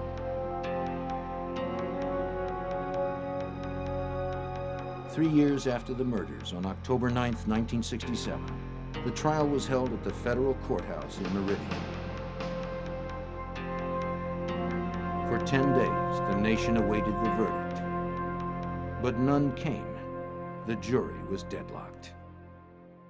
And immediately, the people there within the courtroom in Meridian, Mississippi, they burst into laughter and joyful hugging each other, saying, "Hey, we've won. It's a hung jury." Well, the judge said, "No, you're going to go back." And back they went to deliberate further. That next morning, October 20th, 1967, they reached a verdict.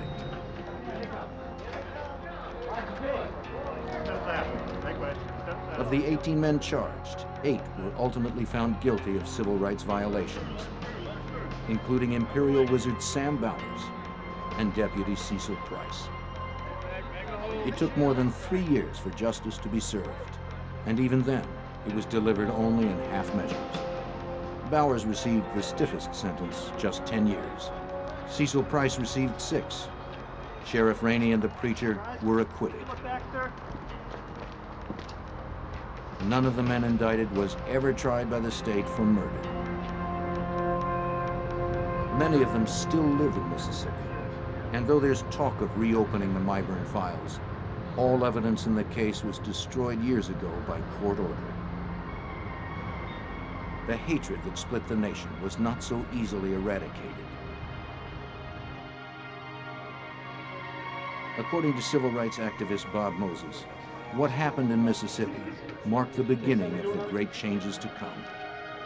What has changed in Mississippi is that before the 60s, Mississippi held itself as a state apart from the rest of the country, a place which was going to defy the country at any odds to maintain what was its racial apartheid.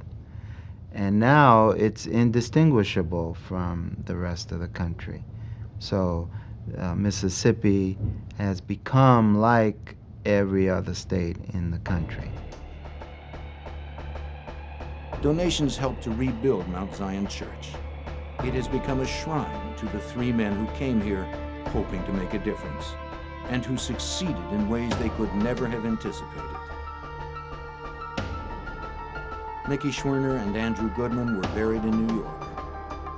James Chaney's grave is in the hills outside of Meridian, where it bears the scars of vandals.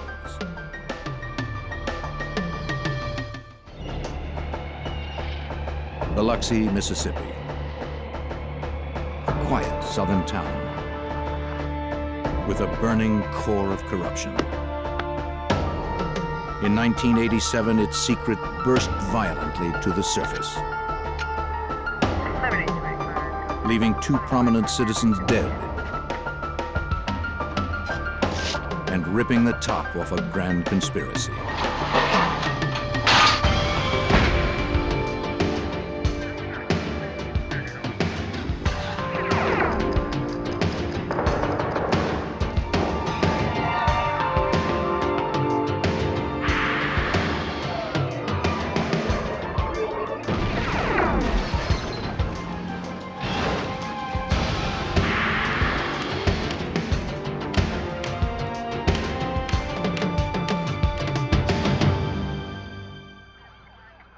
On Mississippi's Gulf Coast, a judge and his politician wife are murdered in their home. The killer left few clues. It looked like a professional hit, and the investigation led nowhere. But the FBI refused to give up. I'm Jim Kallstrom, former head of the FBI's New York office. Until we could prove that federal laws had been broken, our hands were tied. It would take years to break the conspiracy of silence and reveal the tangled tale of corruption.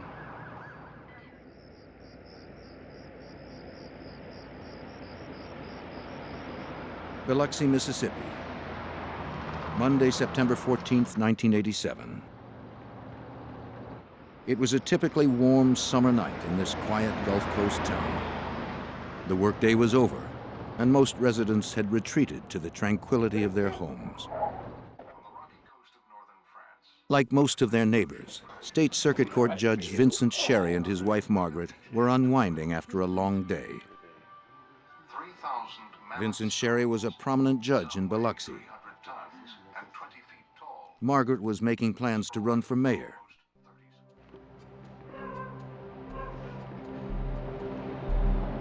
Both were fixtures at Biloxi's social and community functions.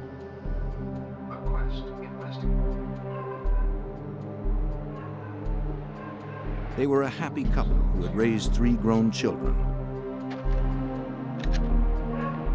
Tomorrow they planned to visit their daughter out of state. Their life together seemed ideal. They were just settling in for the night when an unexpected visitor came to the door. What are you doing here with that? Trying to look out? And brought their perfect world to an end.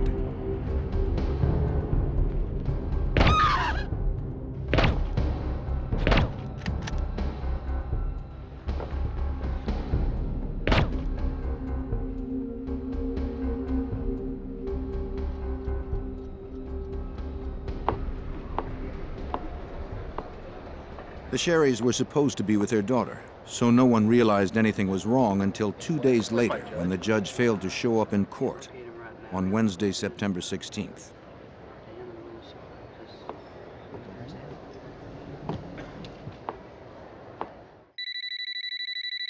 Calls to the Sherrys' home went unanswered. I'm sorry we can't take your call, but leave your message after the beep.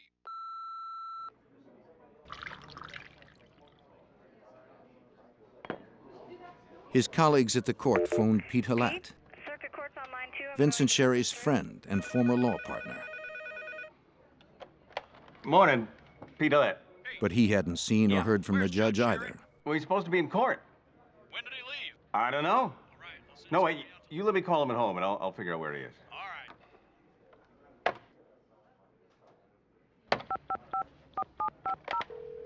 After he left a concerned message on the Sherry's answering machine, Halat felt he'd better check on his friend personally. Oh, I got the machine. Judge, it's Pete. They're looking for you in court. Is everything okay? On his way out, he asked his junior partner, Charles Legier, to ride with him. Charlie, hold on, time to saddle up. But I need some help, so let's go. Listen, I'll give you a call back, okay? Yeah, bye-bye. I figure if we go together, the two of us can find. As they drove, Legier tried to make conversation. Finding out from lawyers. Halat seemed distant, perhaps concerned about the judge.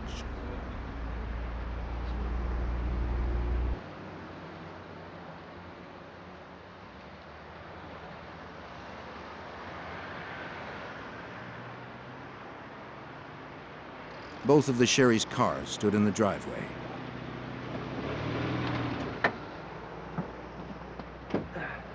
Well, the car's here. I don't like it. Well, his car's here. He's supposed to be in court. Halat asked Legier to go to the house, while he asked a neighbor if she'd seen the couple. Just go ahead.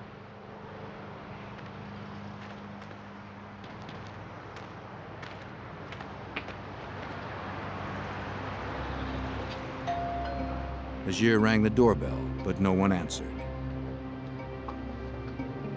He saw that the last 2 morning newspapers hadn't been picked up.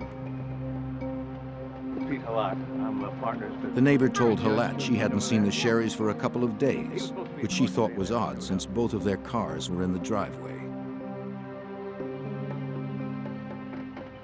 When Legier tried the Sherrys' door, he found it unlocked. Something wasn't right. Hey, Pete! Pete! That's unusual.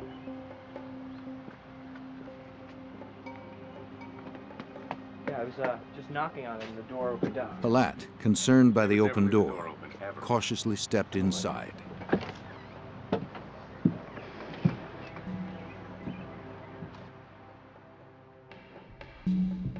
few steps in, he made the gruesome discovery. Judge Sherry had been gunned down in his own home. What's wrong? They called the police.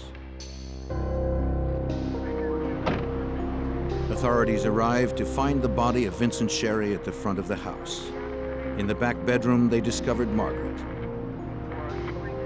Because the couple was so prominent, the murder investigation became top priority.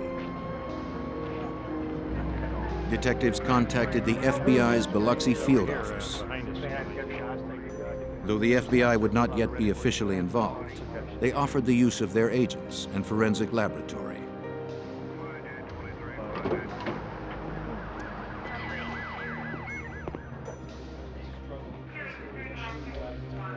Inside, the police began scouring the crime scene for clues. They conducted blood spatter analysis to determine projectile angles. If they could figure out where the murderer had stood when he fired the shots, they might be able to reconstruct the crime. Okay. Inspector Robert Burris, a crime technician with the Biloxi Police Department, helped process the scene. He discovered a possible clue in the den. There was blood trailing from his feet, actually going down between his legs a little ways, back to where he was laying. There was blood spatter on a double sliding glass door that was right beyond his head. And further examination in this room, I found some small pieces of foam rubber. Burris didn't see where the foam rubber could have come from. 3 shell casings, you want to get those? A search of the house led him to one conclusion. Now this foam rubber had to have been brought into the house. We examined every piece of material in this house, in every room of the house, all pillows, mattresses, everything else. There's no foam rubber tore up in this house. It was brought into the house. It does have gunshot residue on it. And basically about the only way it can get there is for a bullet to be fired through it. For Burris, the significance of the foam rubber was obvious. The killer had used a homemade silencer. Investigators dusted for fingerprints, but found none of any value.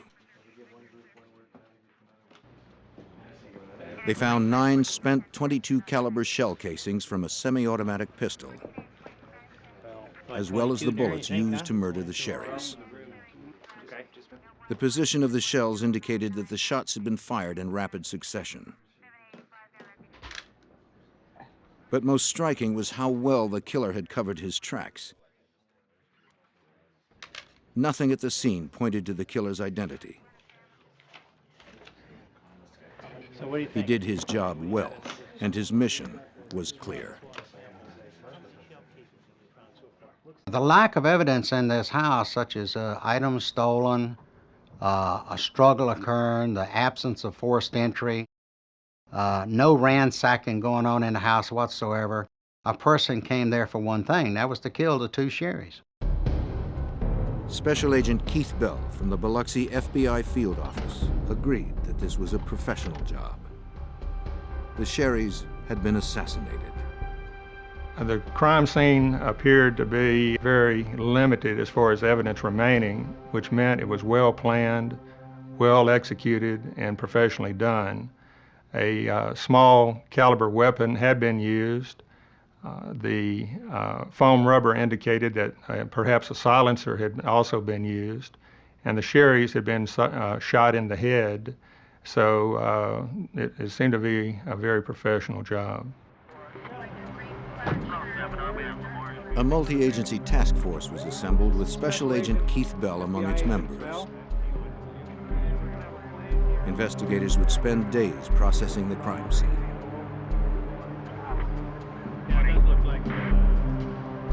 They grappled with a single question.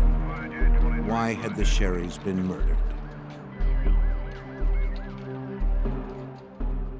That was one of the main questions, that being why were both Judge Sherry and Margaret Sherry murdered. because it was fairly obvious that Judge Sherry could have been killed during his morning or afternoon jogs around the neighborhood. So it was a real mystery why Margaret had been killed. Investigators believed the answer might lie in the controversy over Biloxi's future.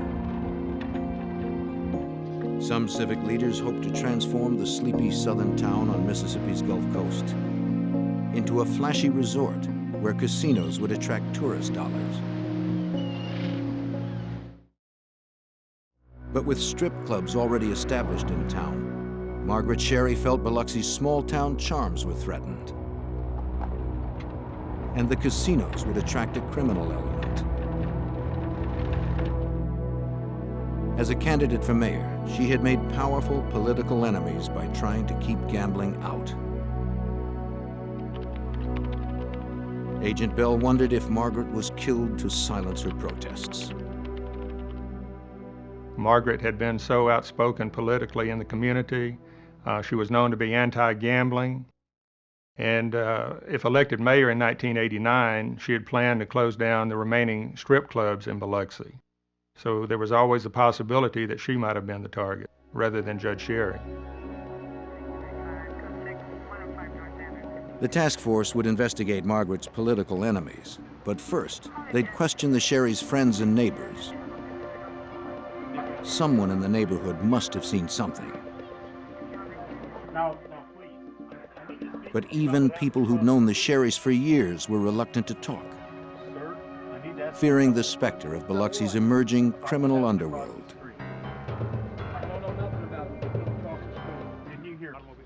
The Sherry murders brought a dark cloud over the city of Biloxi. Many of the citizens in Biloxi were afraid to openly express their opinions. They saw that Margaret Sherry, who had been quite vocal and quite outspoken in political circles, had ended up dead, as had her prominent husband, Judge Sherry. So many citizens, after these murders, were hesitant even to be interviewed by FBI agents or by local police officers because they basically did not want their names tied into anything to do with this case. If people wouldn't talk to the authorities, perhaps they would talk to Lynn Sposito, the Sherry's daughter. After being notified of her parents' murders, Lynn rushed to Biloxi from her home in North Carolina. Determined to find justice, she questioned everyone in the neighborhood. One family friend gave her a crucial piece of information. He described a suspicious car and driver in the neighborhood on the night of the murders.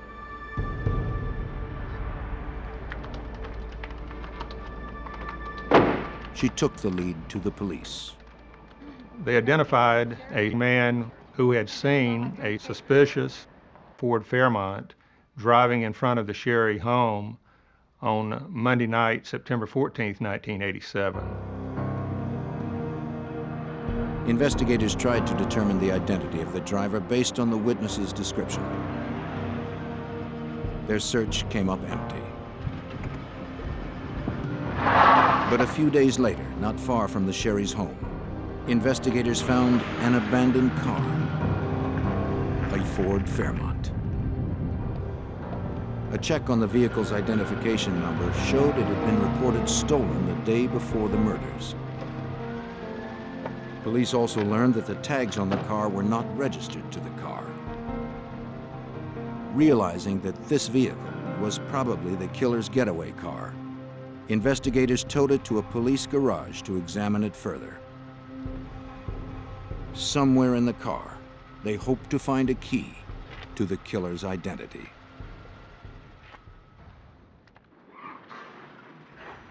Less than a week after the brutal murders of Biloxi couple Vince and Margaret Sherry, investigators received their first promising lead.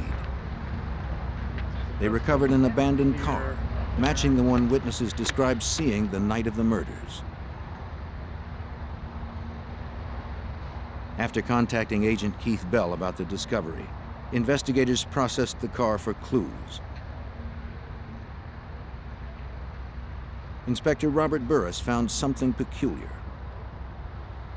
I was processing this vehicle, and one of the things I noted, the dome light had been dismantled and the bulb taken out of it. In other words, if you open the door, you ain't got no light. Both of the sun visors were in the down position. Whether you're riding around daytime or nighttime, you ain't gonna be able to see the people's face in it very well. Investigators believed more than ever that this was the car used by the Sherry's killer. Anything found inside it was labeled, packaged, and shipped to the FBI labs in Washington, D.C.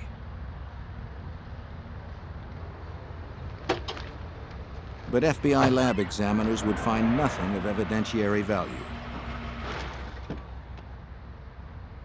After Agent Bell arrived, he examined the license tag more closely. He discovered it had its own story to tell. It was determined that the tag on the Ford Fairmont had been stolen from an abandoned vehicle in 1984, actually 3 years before these murders occurred. So what it meant was someone had removed the license plate, likely in 1984, had kept the license plate, and then when this major crime in the city of Biloxi was to occur, they pulled it off the shelf, so to speak. With no other solid evidence, investigators hoped that following the trail of the stolen tag might lead to the killer. It was traced to an apartment complex where the original car had been abandoned 3 years earlier. Investigators contacted the apartment manager, who told them that prior to having the vehicle towed, he called a friend to come and strip it for parts. The manager's friend was a man that agents knew by name and reputation. Biloxi locksmith Lenny Sweatman. He was the last person to be seen near the car. Sweatman belonged to a loosely organized group of criminals the FBI was investigating in connection with another case. The group was known as the Dixie Mafia. FBI agent Keith Bell had connected the car used in the Sherry killings to Lenny Sweatman. Now, Bell wondered if the Dixie Mafia was linked to the Sherry murders. If Sweatman had a part in it, Bell believed that other Dixie Mafia members couldn't be far behind. He began looking into Sweatman's associates. What that meant to us immediately, those of us familiar with the criminal associations on the coast, was that if Lenny Sweatman was involved in getting the tag for the hit car, then quite likely his close personal friend and longtime associate Mike Gillich, the strip club owner in Biloxi, might also be involved in these murders. That's all right. Sometimes you know how it is. Thanks. Have a beer. All right. Gillich, who owned 3 strip clubs in Biloxi, was well known to local law enforcement. He was currently under investigation by the FBI in connection with a Dixie Mafia operation known as the Lonely Heart Scam. See, he gets to him. But Special Agent Bell needed a thread that connected the two investigations together. He started by familiarizing himself with the Lonely Heart Scam. It was run out of Angola Prison in Louisiana by a man named Kirksey Nix, the incarcerated kingpin of the Dixie Mafia. No, the first model. Nix would run ads in gay magazines, asking for money to help fictional gay men get out of trouble with the law. Through the scam, Nix was hoping to generate enough money to solve his own legal problems. He was serving a life sentence for murder. From his jail cell at Angola, he coordinated what we've been referring to as the homosexual scam, which generated hundreds of thousands of dollars from individuals around the country, as well as some people in Canada. With this money, he intended to buy his way out, or attempt to buy his way out, of his Louisiana prison sentence. Believing that they were helping gay men out of trouble, people who read the magazine ads would wire or mail money to a nearby Western Union. Nix would then call his contact on the outside, Mike Gillich. Gillich would then dispatch his bagman to retrieve the money. Right. See you later. Gillich made sure that the scam money was distributed to Dixie Mafia members and safely stashed away for Kirksey Nix. Take care. In the coming months, investigators developed more evidence in the Lonely Heart scam, but still had no direct link between these conspirators and the Sherry's killers. A year into the investigation, the murder case threatened to stall.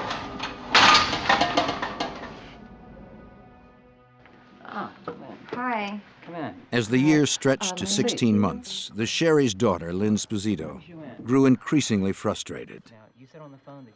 In January 1989, she hired a private investigator to rev up the inquest into her parents' murder. He said he could make out the man. And I'll give him a call, and I'll be on this case this afternoon. The family had wanted very much to have a quick resolution to the case, but by early 1989, there'd still been no arrest. And of course, at this point, the FBI had not formally entered the case. Nice to see you. Thank you for seeing The lack of me. official FBI involvement hampered Bell's investigation. So when the private investigator paid him a visit, Bell welcomed his assistants, hoping they could share information. The two were old acquaintances from the private investigator's days in law enforcement. Since Agent Bell was unable to act officially, the private investigator would pursue a lead that looked promising. He would interview another Angola inmate. The private investigator and Bell hoped the inmate at Angola could finally link the Lonely Heart scam and the Sherry murders. He met with all the right people, and because of his knowledge of the Dixie Mafia and from what he had learned from law enforcement authorities on the coast, he did go over to Angola and did talk to the right person over there. The inmate's name was Bobby Joe Fabian. He was another known member of the Dixie Mafia, doing time for kidnapping and shooting a state trooper. Fabian claimed he had not been involved in the Sherry murders, but he had learned that fellow inmate Kirksey Nix had been. Fabian told the private investigator that Nix had had Judge Sherry killed because Sherry had allegedly stolen money from Nix's Lonely Heart scam. That wasn't all. He said Nix had been told of the theft by none other than Pete Halat, Sherry's former law partner. Halat, the man who had delivered the eulogy at the Sherry's funeral, was now implicated in their murders.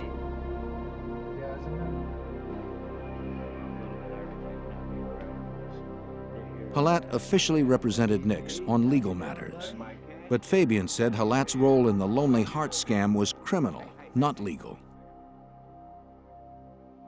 Halat was one of the people receiving money from Nix for safekeeping through Mike Gillich's bagman. Don't forget to pick up next week at the other place. And the ties between the outlaw and the lawyer went deep. Kirksey Nix's girlfriend and accomplice, LaRae Sharp, worked in Halat's office.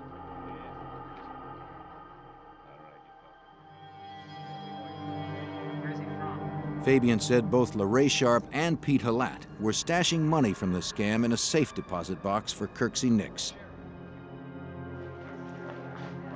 And he said the amount had reached 6 figures. Thanks to Fabian, the link between the murders and the Lonely Heart scam had been made.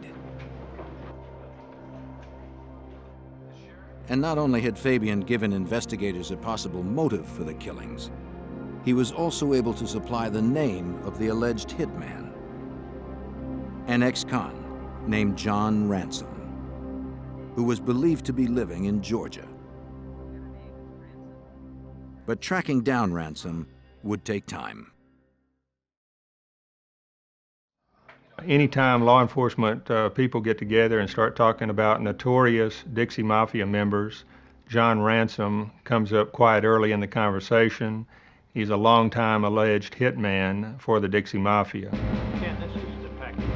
In August of 1989, 2 years after the Sherry murders, Agent Bell now had enough evidence to warrant a full FBI investigation into the killings.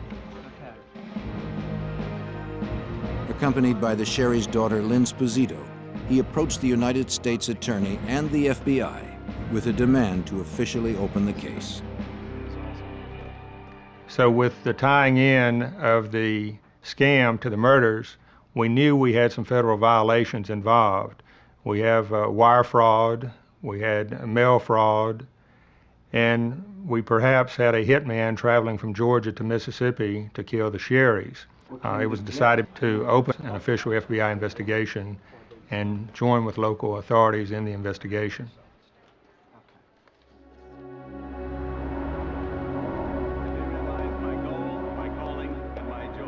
By now, however, suspect Pete Halat, Judge Sherry's former law partner, had been elected mayor of Biloxi.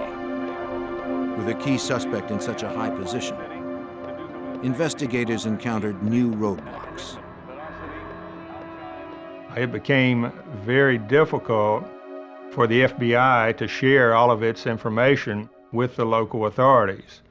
We are not saying that the local police were corrupt. What we are saying is that Mayor Halat put his own people in as Director of Public Safety and as Police Chief, so we were somewhat circumspect on what we shared with local authorities during that time period.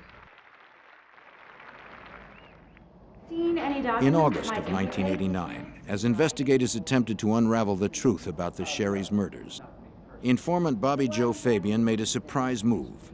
He told his story about the Sherry murders to the TV news.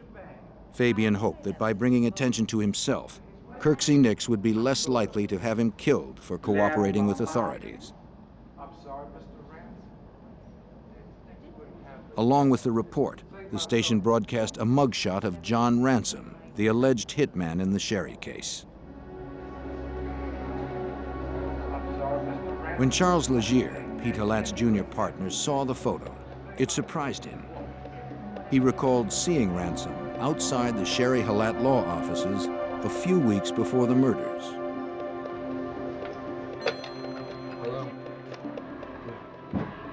Legier shared his information with the task force.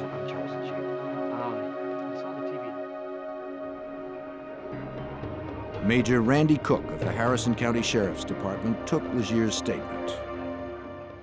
Legier said the reason he remembered Ransom was Ransom stepped off of a curve and came up to him and asked him, "Where's Vince Sherry's office at?" When Legier was interviewed, he recalled there was something unusual about the way Ransom stepped off of the curve. Ransom had a prosthesis on one leg.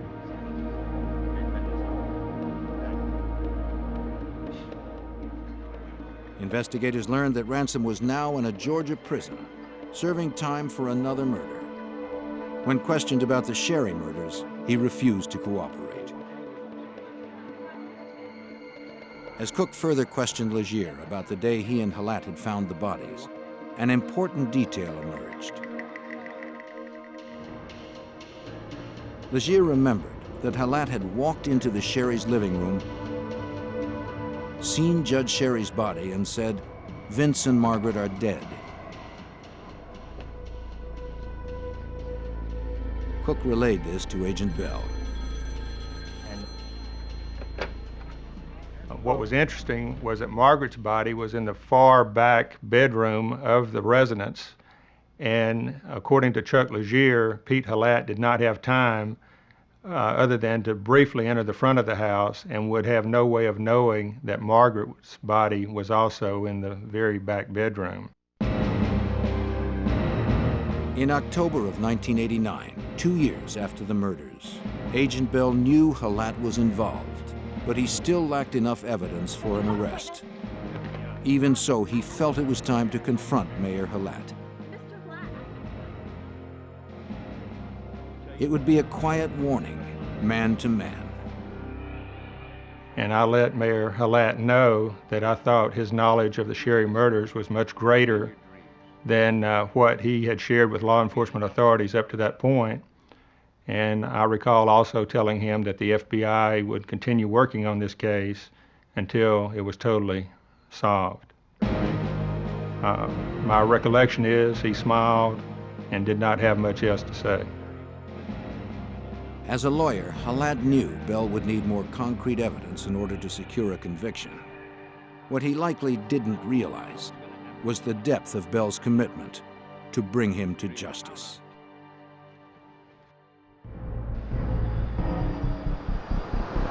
Three years had passed since Judge Vincent Sherry and his wife Margaret were murdered in their Biloxi, Mississippi home. FBI Special Agent Keith Bell had connected the killings to members of the Dixie Mafia and to Judge Sherry's friend and one-time law partner, Pete Halad. The alleged triggerman, John Ransom, was refusing to talk. In January of 1990, Agent Bell and Major Randy Cook of the Harrison County Sheriff's Department drove to the Atlanta Federal Penitentiary to question another possible accomplice. This is Special Agent. A man named Bill Rhodes. Rhodes, a known associate of John Ransom, was willing to cooperate. He told them that in early 1987, Ransom had contacted him about driving the getaway car in a crime to take place in southern Mississippi. Ransom had said a judge would be murdered and that the pay was $10,000. There were certain promises made to Rhodes by Ransom that I know certain people in Biloxi that if you'll help me on this and you'll have the run of Biloxi anytime you want it. So in March of 1987, Rhodes went to Biloxi and met with Ransom and a man named Pete. It was Pete who specifically asked Rhodes and Ransom to do the hit. Rhodes said he also met with Mike Gillich, the Biloxi strip club owner, who would supply the money once the hit was done. But 5 months later, before they could do the job, Rhodes was arrested on an unrelated bank robbery charge. And Ransom got cold feet, afraid Rhodes would turn on him.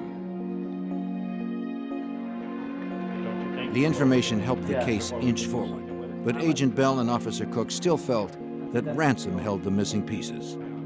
Another year would pass without much progress.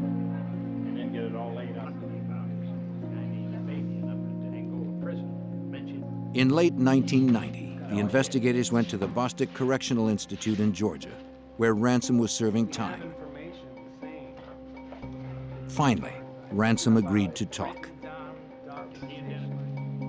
He admitted that he delivered a .22 caliber pistol to Lorraine Sharp, Kirksey Nix's girlfriend. But Ransom insisted that he did not do the job. Based on what Ransom said, Lorraine's involvement was starting to look bigger than simply stashing scam money in a safe deposit box. All finished? Finished, thank you. Through his contact with Sharp, Nix learned that the investigation was heating up. He worried that his girlfriend might talk, so he tried to head off the problem by putting out a contract on her life.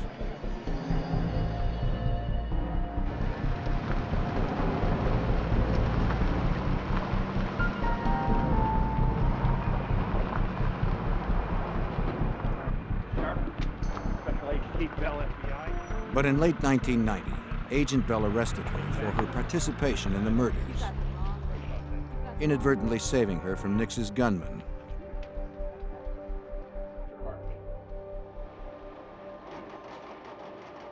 During a polygraph test, Sharp denied her involvement in the Lonely Heart scam and the Sherry murders. But the machine called her bluff.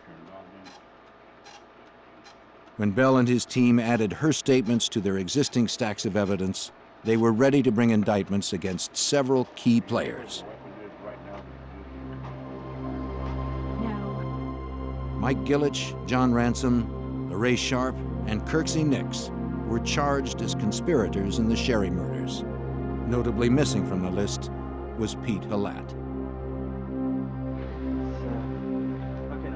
The case against Halat would have to wait until they had enough evidence for a murder conviction.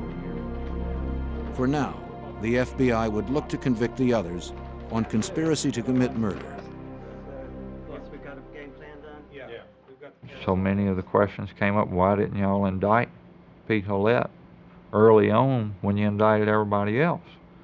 Well, at the time, we didn't have the hard evidence that you would have to arrest a mayor and prosecute him. The conspiracy trial produced several key witnesses that would help investigators piece together the complex scheme. Mr. Gant, you stated that all these people here Robbie Gant, Gillich's bagman for the Lonely Heart scam, testified for the prosecution. His testimony helped prosecutors link the Sherry murders to the scam.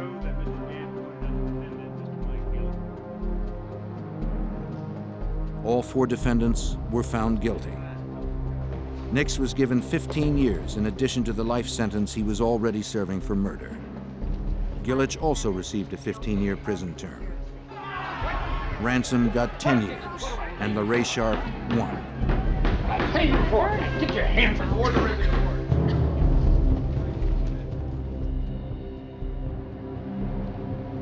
With these conspirators behind bars and the Lonely Heart scam no longer operational, Bell moved on to his next objective. We decided not to end the Sherry investigation after the 1991 initial convictions because at that time we had not proven who had actually shot the Sherrys, and also Pete Halat had not been indicted or convicted at that point. And we all felt strongly that Pete Halat had played a major role in the scam and in the murder plot. So we were determined to continue the investigation to see if we could get enough evidence to indict and convict Mr. Halat and the actual shooter. In late July of 1992, Agent Bell got the break he was looking for. Following the conspiracy trial, Mike Gillich was desperate to find a way out of prison. He contacted one of his associates in Biloxi and asked him to approach Robbie Gant with an offer.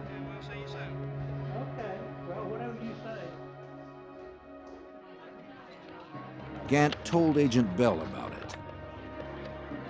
And the associate had offered Robbie Gant $20,000 if Gant would recant his testimony against Gillich and sign a false affidavit stating that he had been threatened by me to testify against Gillich, to testify falsely against Gillich. Gant agreed to wear a wire and get the offer from Gillich's accomplice on tape.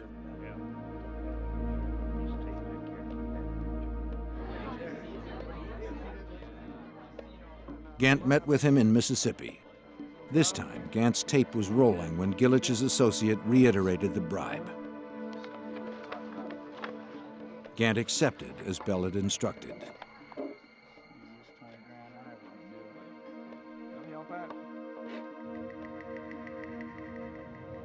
Now, Bell had the evidence he needed to turn up the heat on Gillich. Just the man who could tell the story from the inside.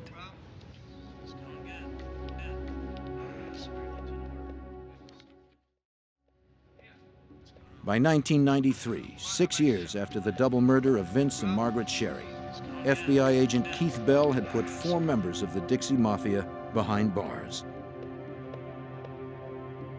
But he still had no formal murder convictions against those involved. And Mayor Pete Halat, the suspected mastermind of the case, was still free and running the city of Biloxi. In fact, the year before, Mayor Halat had broken ground on the city's first big casino. The victory for our town and our people. The press still hounded Halat about his involvement in the Sherry murders, but he remained adamant about his innocence.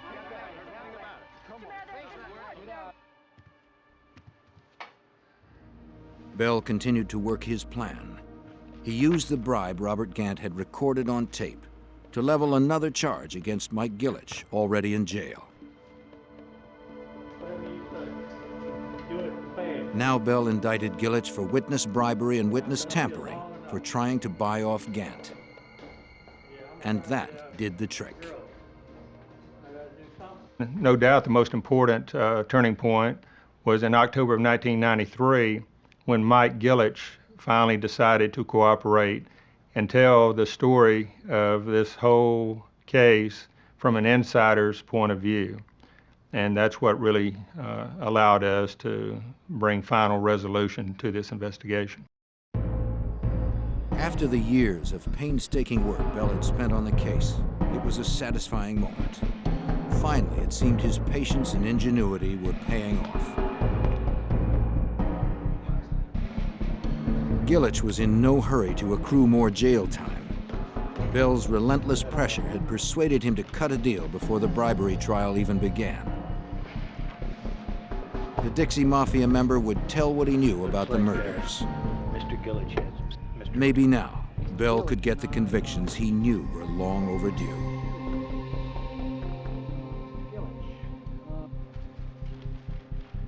But for a career criminal like Mike Gillich, adjusting to life on the right side of the law wasn't easy.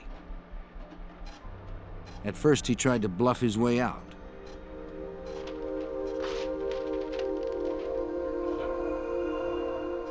Of course, it always takes some time, a period of weeks, to develop some degree of trust and to be able to communicate with someone like this who, for the first time, has decided to leave his lifelong role as a criminal and start cooperating with the FBI. When deception didn't work, Gillich had no alternative. He had to tell the truth. Now, for the first time, Bell heard the story from an inside source. Gillich knew all the details. Mike was the center point. Mike knew Kirksey Nix. Mike knew Pete Hallett for years. And in fact, when Kirksey Nix was looking for an attorney over in the coast area to represent him on various matters, Mike Gillich introduced Nix into Pete Hallett. He confirmed that Pete Hallett was indeed behind the plan to murder the Sherrys, and that the plot grew directly out of the Lonely Heart scam of Angola prison inmate Kirksey Nix. Some months before the Sherrys' deaths, Hallett had closed the safe deposit box he and Nix's girlfriend LaRae Sharp had access to, effectively cutting off her access to the money. He then transferred the money into a box only he and Judge Sherry could use. Motivated by greed, he stole $100,000 cash from there. As Nix's trusted accomplice, Hallett could blame the theft on Judge Sherry. Next, he went to Mike Gillich with news of the theft. Mr. Gillich stated that Pete Hallett approached Mr. Gillich himself in late 1986 and told Mr. Gillich that much of the money was missing, supposedly around $100,000. And Mr. Hallett blamed Judge Sherry for taking the money. Mr. Hallett knew that Kirksey Nix would be very furious about this.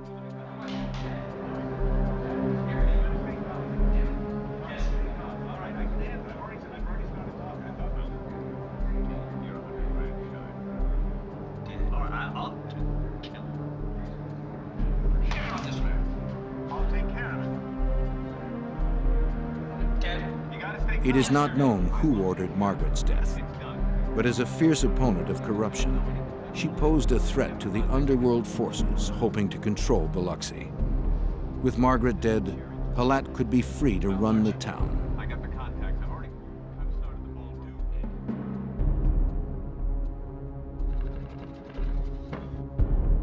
Gillich said that he and Hallett planned the murders. Ransom and Rhodes provided the murder weapon. But when they passed on doing the hit, Gillich found a replacement. A Texas-based petty criminal named Thomas Holcomb. Holcomb would be paid $20,000 to murder Judge Sherry and his wife. Gillich had also helped provide the car with the help of locksmith Lenny Sweatman.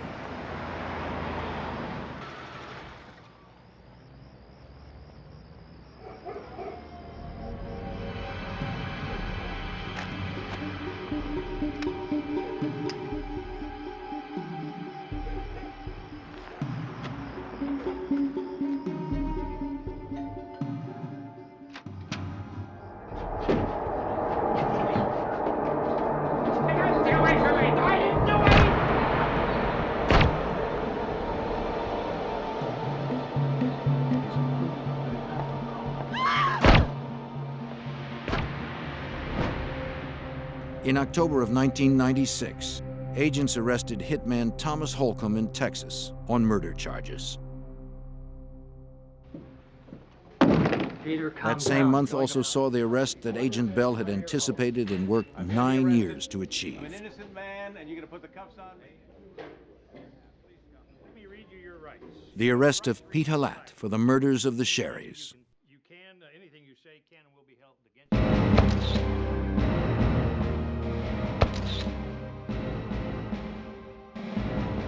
Kirksey Nix and LaRae Sharp were indicted on 52 counts, including fraud, money laundering, and murder.